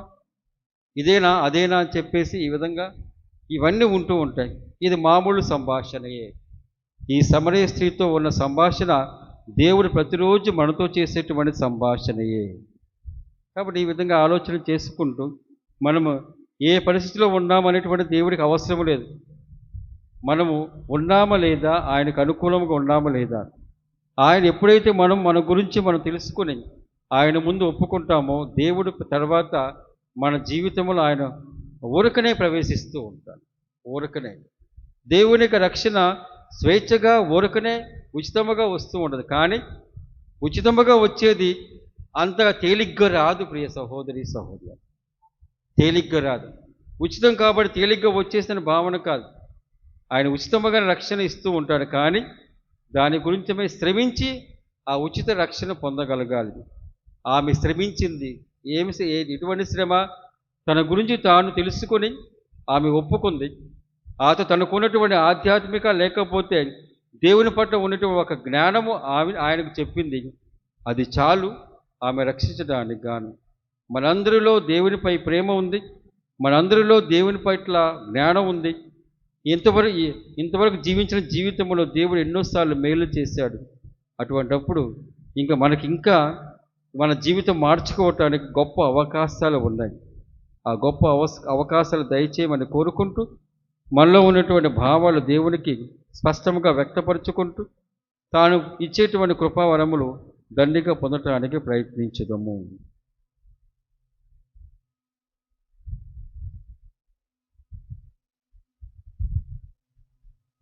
అందరము నిలబడి విశ్వాస ప్రమాణం చేద్దాం. పరలోకమును భూలోకమును సృష్టించిన సర్వశక్తి గల పితయైన సర్వేశ్వరుని విశ్వసించుచున్నాను.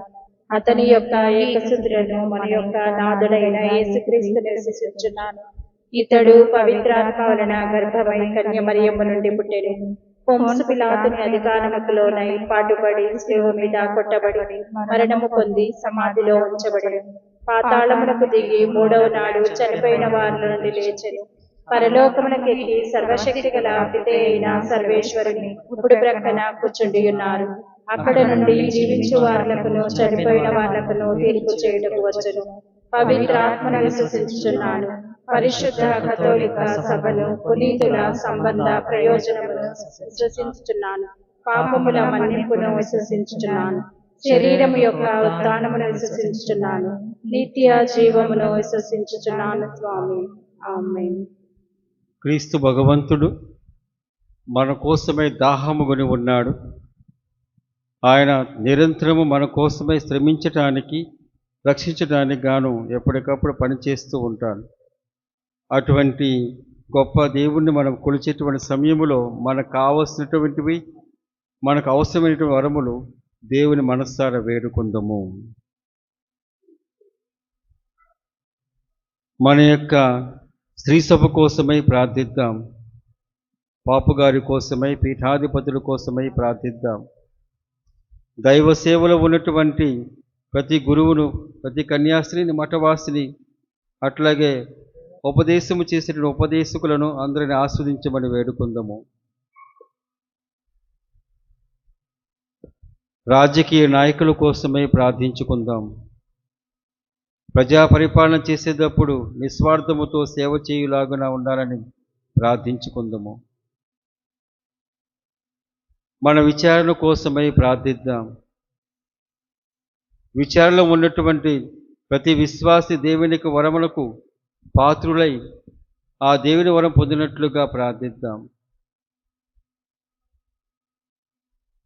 మనలో ఎవరైనా సరే కష్టములతో కానీ, వేదనతో కానీ, అనారోగ్యముతో కానీ ఉన్నట్లయితే వారిని గుర్తు చేసుకుంటూ వారి కోసమై ప్రార్థిద్దాం.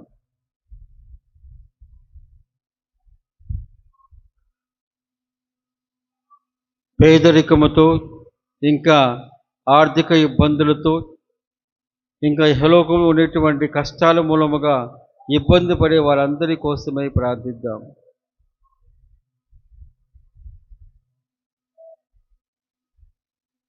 ఇహలోకము చేత, అందరి చేత వీరు అవినీతి పరులు, ధర్మంగా ఉండేవారు కాదు, వీరి జీవితము పాపపు జీవితమని ఎవరైతే నిందింపబడి ఉంటారో వారందరి కోసమై ప్రార్థిస్తూ దేవునికి ఓదార్పు ఆయన మూలముగా మన మూలముగా కూడా వారు పొందినట్లుగా సహాయపడమని ప్రార్థించుకుందాము.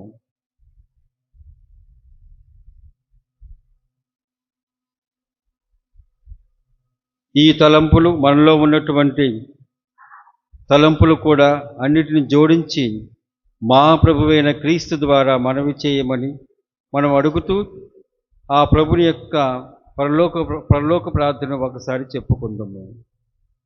పరలోకమందున్న మా యొక్క తండ్రి, నీ నామము పూజింపబడునుగాక, నీ రాజ్యము వచ్చునుగాక, నీ చిత్తము పరలోకమందు నెరవేరునట్లు భూలోకమందు నెరవేరునుగాక. నానాటికి కావలసిన మా అన్నము మాకు నేడు అనుగ్రహింపుము. మా యొద్ద అప్పుపడిన వారిని మేము మన్నించినట్లు మా అప్పులను మీరు మన్నింపుము. మమ్ము శోధన యందు ప్రవేశింపనివ్వక కీడులో నుండి మమ్ము రక్షించండి.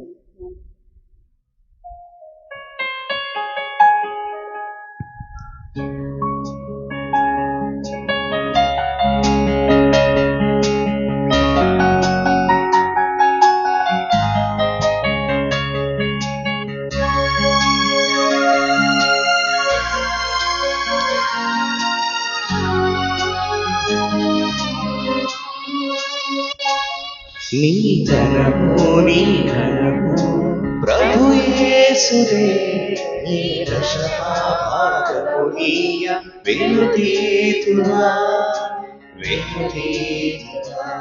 నీ ఘనము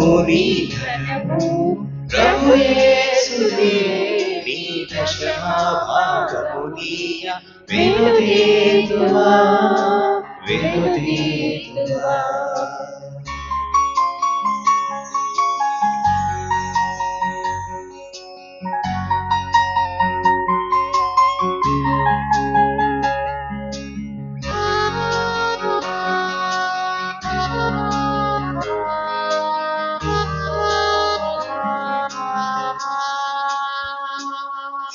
ధరయందు ఘనదాయములు నీయగా, కరుణించి కాపాడి రక్షింపగా.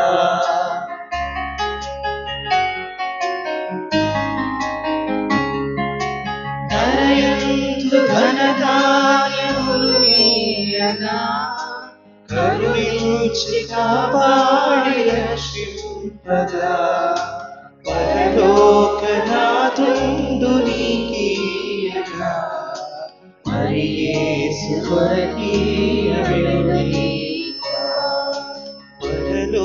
పరలోకనాథుండు నీకీయగా, మరి యేసు కొరకీయగా. నీ ధనము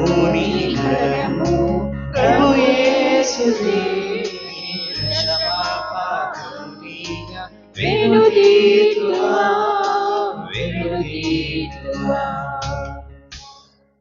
ప్రియ సహోదరి సహోదరులారా, నేనును మీరును అర్పిస్తున్న ఈ బలి సర్వశక్తి గల పితైన సర్వేశ్వరునికి అంగీకారమగనట్లా ప్రార్థింపుము.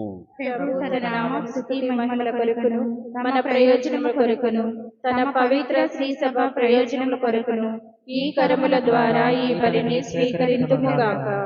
ప్రార్థించుదము. ఓ ప్రభువా, మేము తీసుకువచ్చిన ఈ బలి అర్పణములను కరుణతో స్వీకరింపుము. నేడు నీ సమక్షంలో నిలబడి మా పాపమును క్షమింపమని ప్రాధేయపడుచున్న మాకు మా సహోదరుల తప్పిదములను క్షమింపగలిగిన విశాల హృదయమును దయచేయము. మా ప్రభువైన క్రీస్తు ద్వారా ఈ మనవి చేయుచున్నాము. ఆమేన్. ప్రభువు మీతో ఉండును గాక. మీ ఆత్మతో ఉండునుగాక.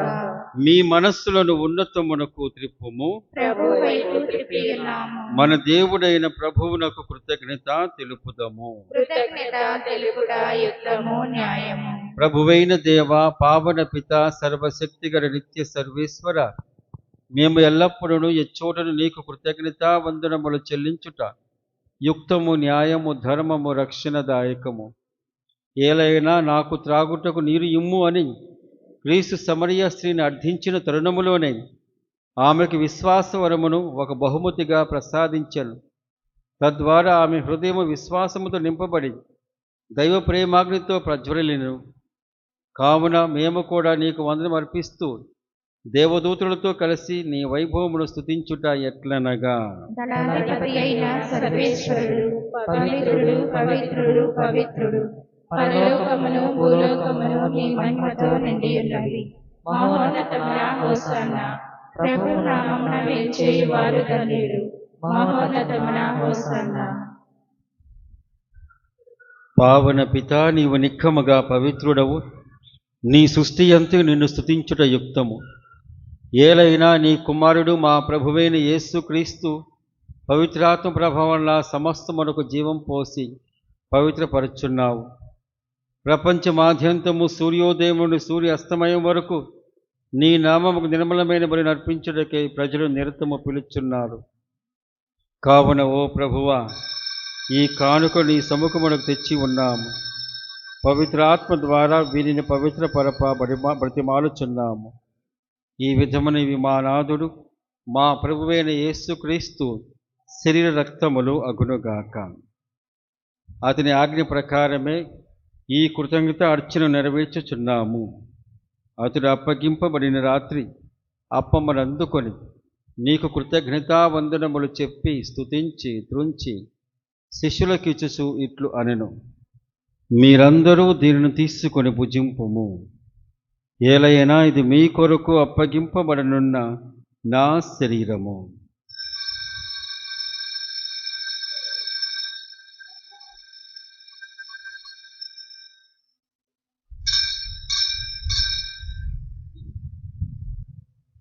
ఆ విధముగానే భోజన అనంతరము పాత్రమును అందుకొని మరల నీకు కృతజ్ఞతా వందనములు చెప్పి స్తుతించి శిష్యులకిచ్చుచు ఇట్లు అనెను, మీరందరూ దీనిని తీసుకుని దీని నుండి పానము చేయుడు. ఏలైనా ఇది నూతన నిత్య నిబంధన యొక్క నా రక్తపు పాత్రము. ఇది మీ కొరకును అనేకుల కొరకును పాప పరిహారమునకే ధారవోయబడును. దీనిని నా జ్ఞాపకార్థము చేయుడు.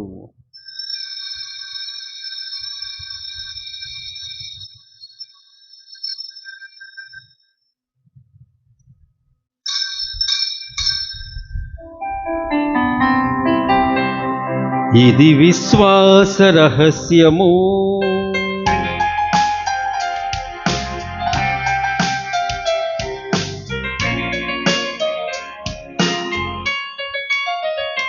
నా యేసువా,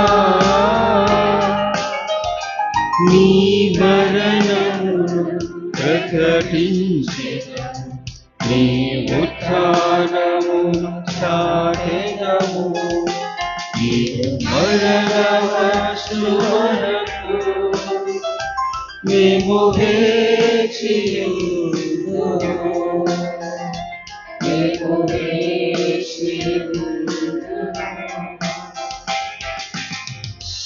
కనుక తండ్రి, నీ కుమార రక్షణాయుతమగు శ్రమలను అద్భుతమైన ఉత్థానమును మోక్షారోహణమును స్మరించుచు అతడు మరలా వేంచేని ఎదురు చూచి మేము ఈ పవిత్ర జీవనములని కృతజ్ఞతతో నీకు అర్పించున్నాము.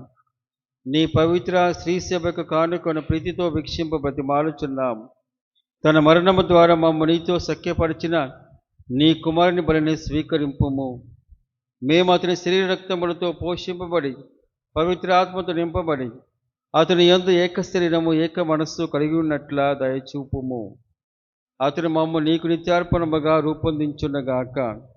నీవు ఎన్నుకున్న పుణ్యాత్మలతోను, ముఖ్యముగా పవిత్ర కన్యయు దేవమాత అయిన మరియమాతతోను, నీ అపోస్తులతోను, వేద సాక్షులతోను, సకల పునీతులతో పాటు మమ్మును మోక్ష భాగ్యమునకు వారసులను చేయము. ఏలైన వీరి విజ్ఞాపన ప్రార్థనల నిరవధిక సహాయంపై మేము ఆధారపడి ఉన్నాము. ఓ ప్రభువా, నీతో సఖ్యపరిచి ఈ బలి లోకమంతునికి శాంతిని శ్రేయస్సును ప్రసాదించినట్టు బతిమాలుచున్నాము. ఈ లోకమును యాత్ర చేయు నీ స్త్రీ సభను, నీ సేవకుడు మా లియో జగద్గురువును, మా జోసెఫ్ రాజా పీఠాధిపతిని, రైతుల పీఠాధిపతులను, గురువులందరితో కూడా మమ్మును నీవు సంపాదించుకు ప్రజలందరినీ విశ్వాసమందును ప్రేమయందును దృఢపరపుము. నీ చిత్త ప్రకారము నీ సముఖమున చేరి ఉన్న ఈ మీ బిడ్డల మనవులను ఆలకింపుము. దయగల తండ్రి, నలుదశలా చెదిరి ఉన్న నీ బిడ్డలందరినీ కనికరించి నీతో ఐక్యపరచుకొనము. చనిపోయిన మా సహోదరులను నీ ప్రేమయందు ఈ లోకమును వీడిన వారందరినీ దయతో నీ రాజ్యములో చేర్చుకొనము. మేము అచ్చట చేరి నీ మహిమను వీక్షిస్తూ నిత్యానందం పొందుదముగాక. మా ప్రభువైన క్రీస్తు ద్వారా మనవి చేయుచున్నాము. అతని ద్వారా నీవు సకల మేలులను లోకమునకు దయచేయుచున్నావు. క్రీస్తు ద్వారా, క్రీస్తుతో, క్రీస్తునందు సర్వశక్తిగల పితైన సర్వేశ్వరా, పవిత్రాత్మతో ఏకమయుండు నీకు యుగ యుగములు గౌరవ మహిమలు కలుగునుగాక. గౌరవ మహిమలు కలుగునుగాక.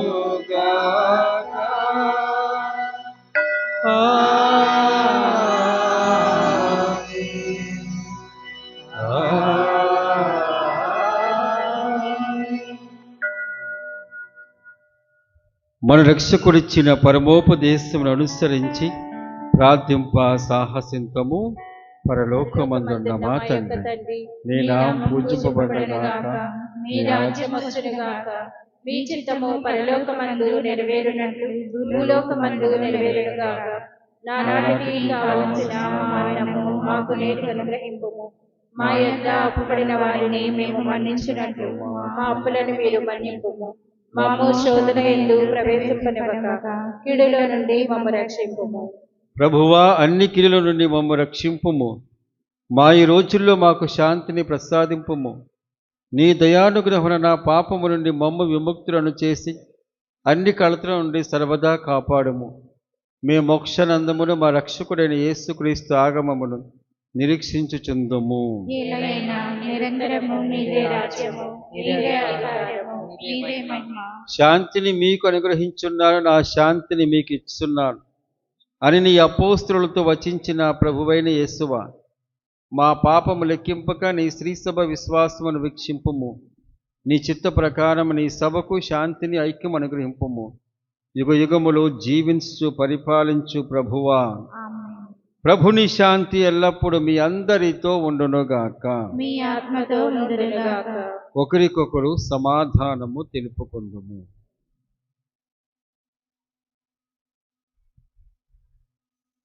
సర్వేశ్వరుని గొర్రెపిల్ల, లోక పాపములను పరిహరించు ప్రభువా, మాకు దయచూపండి. సర్వేశ్వరుని గొర్రెపిల్ల, లోక పాపములను పరిహరించు ప్రభువా, మాకు దయచూపండి. సర్వేశ్వరుని గొర్రెపిల్ల, లోక పాపములను పరిహరించు ప్రభువా, మాకు శాంతిని దయచేయండి. ఇదిగో సర్వేశ్వరుని గొర్రెపిల్ల, ఇదిగో లోక పాపమును పరిహరించు ప్రభువు. ఈ గొర్రెపిల్ల విందుకు పిలువబడిన వారు ధన్యులు. ప్రభువా, మీరు నా ఇంట ప్రవేశించినప్పుడు నేను పాత్రురాలను కాను, కానీ మీరు ఒక్క మాట పలికిన నా ఆత్మ స్వస్థత పొందును.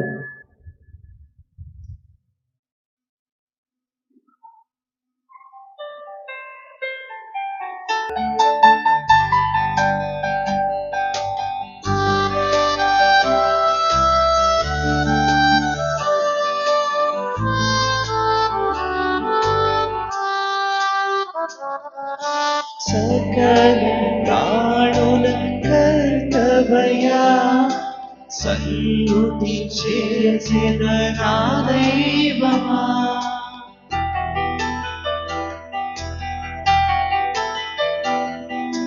సకల ప్రాణుల కర్తవయ్యా సన్నుతి చేసిన నా దైవమా హృదయ ద్వారం తెరచితివి నీ దివ్య కాంతిని నింపుమయ్యా హృదయ ద్వారం తెరచితివి నీ దివ్య కాంతిని నింపుమయ్యా యేసువా రక్షక స్వీకరించెదను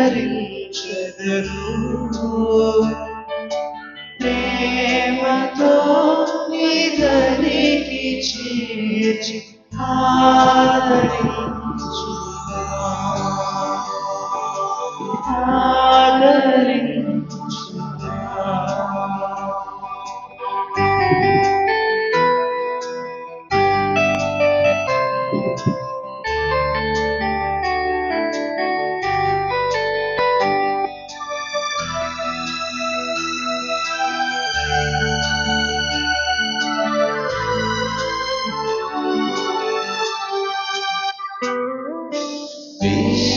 విశ్వశాంతికి ఆధారమా వినోతి చేసేద నా తేజమా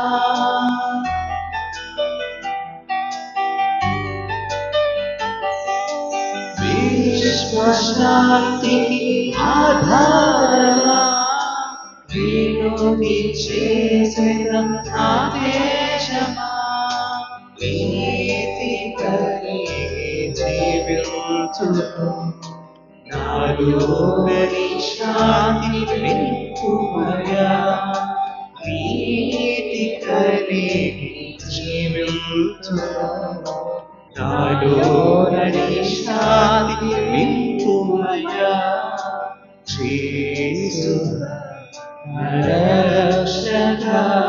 ఇన్యాసు వారు చేసిన జపము. క్రీస్తుని ఆత్మమా నన్ను పరిశుద్ధపరచండి, క్రీస్తుని శరీరమా నన్ను రక్షించండి, క్రీస్తుని రక్తమా నాకు తృప్తి కలుగునట్లు చేయ కరుణించండి, క్రీస్తు ప్రక్కలో నుండి కారిపడిన నీళ్ల నన్ను కడగండి, క్రీస్తు అనుభవించిన కష్టమా నాకు ధైర్యం కలిగినట్లు చేయండి. ఓ మంచి యేసువా నా ప్రార్థనను ఆదరించండి, మీ గాయముల లోపల నన్ను దాచుకొనండి, నేను మిమ్ము ఎడబాయినట్లు చేయకండి, దుష్ట శత్రువుల చేతిలో దొరకకుండా నన్ను కాపాడండి, నా మరణ సమయమందు మీరు నన్ను పిలుచుకొనండి, నన్ను మీ సన్నిధికి రాచేయండి, అప్పుడు మీ పునీతులతో కూడా ముగింపు లేని కాలమున నేను నిన్ను స్తుతింతును గాక. ఆమేన్. పరిపూర్ణ ఫలము గల జపము. మహామధురముతో నిండిన మంచి యేసువా, దాసురాలునైన నేను దేవరవారి సముఖములో మోకాళ్ల మీద నిలచి సాష్టాంగపడి నా చేతులను నా కాళ్లను తొలిచినారు, నా ఎముకలన్నీ ఎంచినారు అని దేవరవారి గురించి పూర్వకాలమందు దావీదు దీర్ఘదర్శి వచించిన దానిని నేను జ్ఞాపకపరచుకుని దేవరవారి యొక్క 5 గాయములను మిక్కిలి భక్తి పట్టుదలతోను దుఃఖముతోను నా అంతరంగమునందు విచారించి తలంపుచే ధ్యానించెడు. ఈ సమయమందు దృఢమైన విశ్వాసము, నమ్మిక, దైవ ప్రేమ అనడి సుకృతా పుణ్యములను, నా పాపముల మీద నిజమైన మనస్తాపమును వానిని దిద్దుకొన మిక్కిలి దృఢమైన ప్రతిజ్ఞను నా హృదయమునందు ముద్రింపనవదరింపవలనని నా మంచి యేసువా దేవరవారిని నా ఆత్మ యొక్క మేలైన ఆశాకాంక్షతో బ్రతిమాలి ప్రార్థించుచున్నాను స్వామి. ఆమేన్. ప్రార్థించుదము. ఓ ప్రభువా, పరలోకమును దిగి వచ్చిన జీవాహారమును భుజించి ఇప్పటి వరకు గుప్తమై ఉన్న స్వర్గ ఆనందమును చవిచూచి నీకు వందనములు అర్పిస్తున్నాము. ప్రభువు నేడు మా యందు ఒక పరమ రహస్యముగా నెరవేరుచున్న ఈ విందు నీ అనుగ్రహముతో పరిపూర్ణ దశను చేరుకున్నట్లుగా కరుణింపుమని బ్రతిమాలుచున్నాము. మా ప్రభువైన క్రీస్తు ద్వారా ఈ మనవి చేయుచున్నాము. ఆమేన్. చూదము.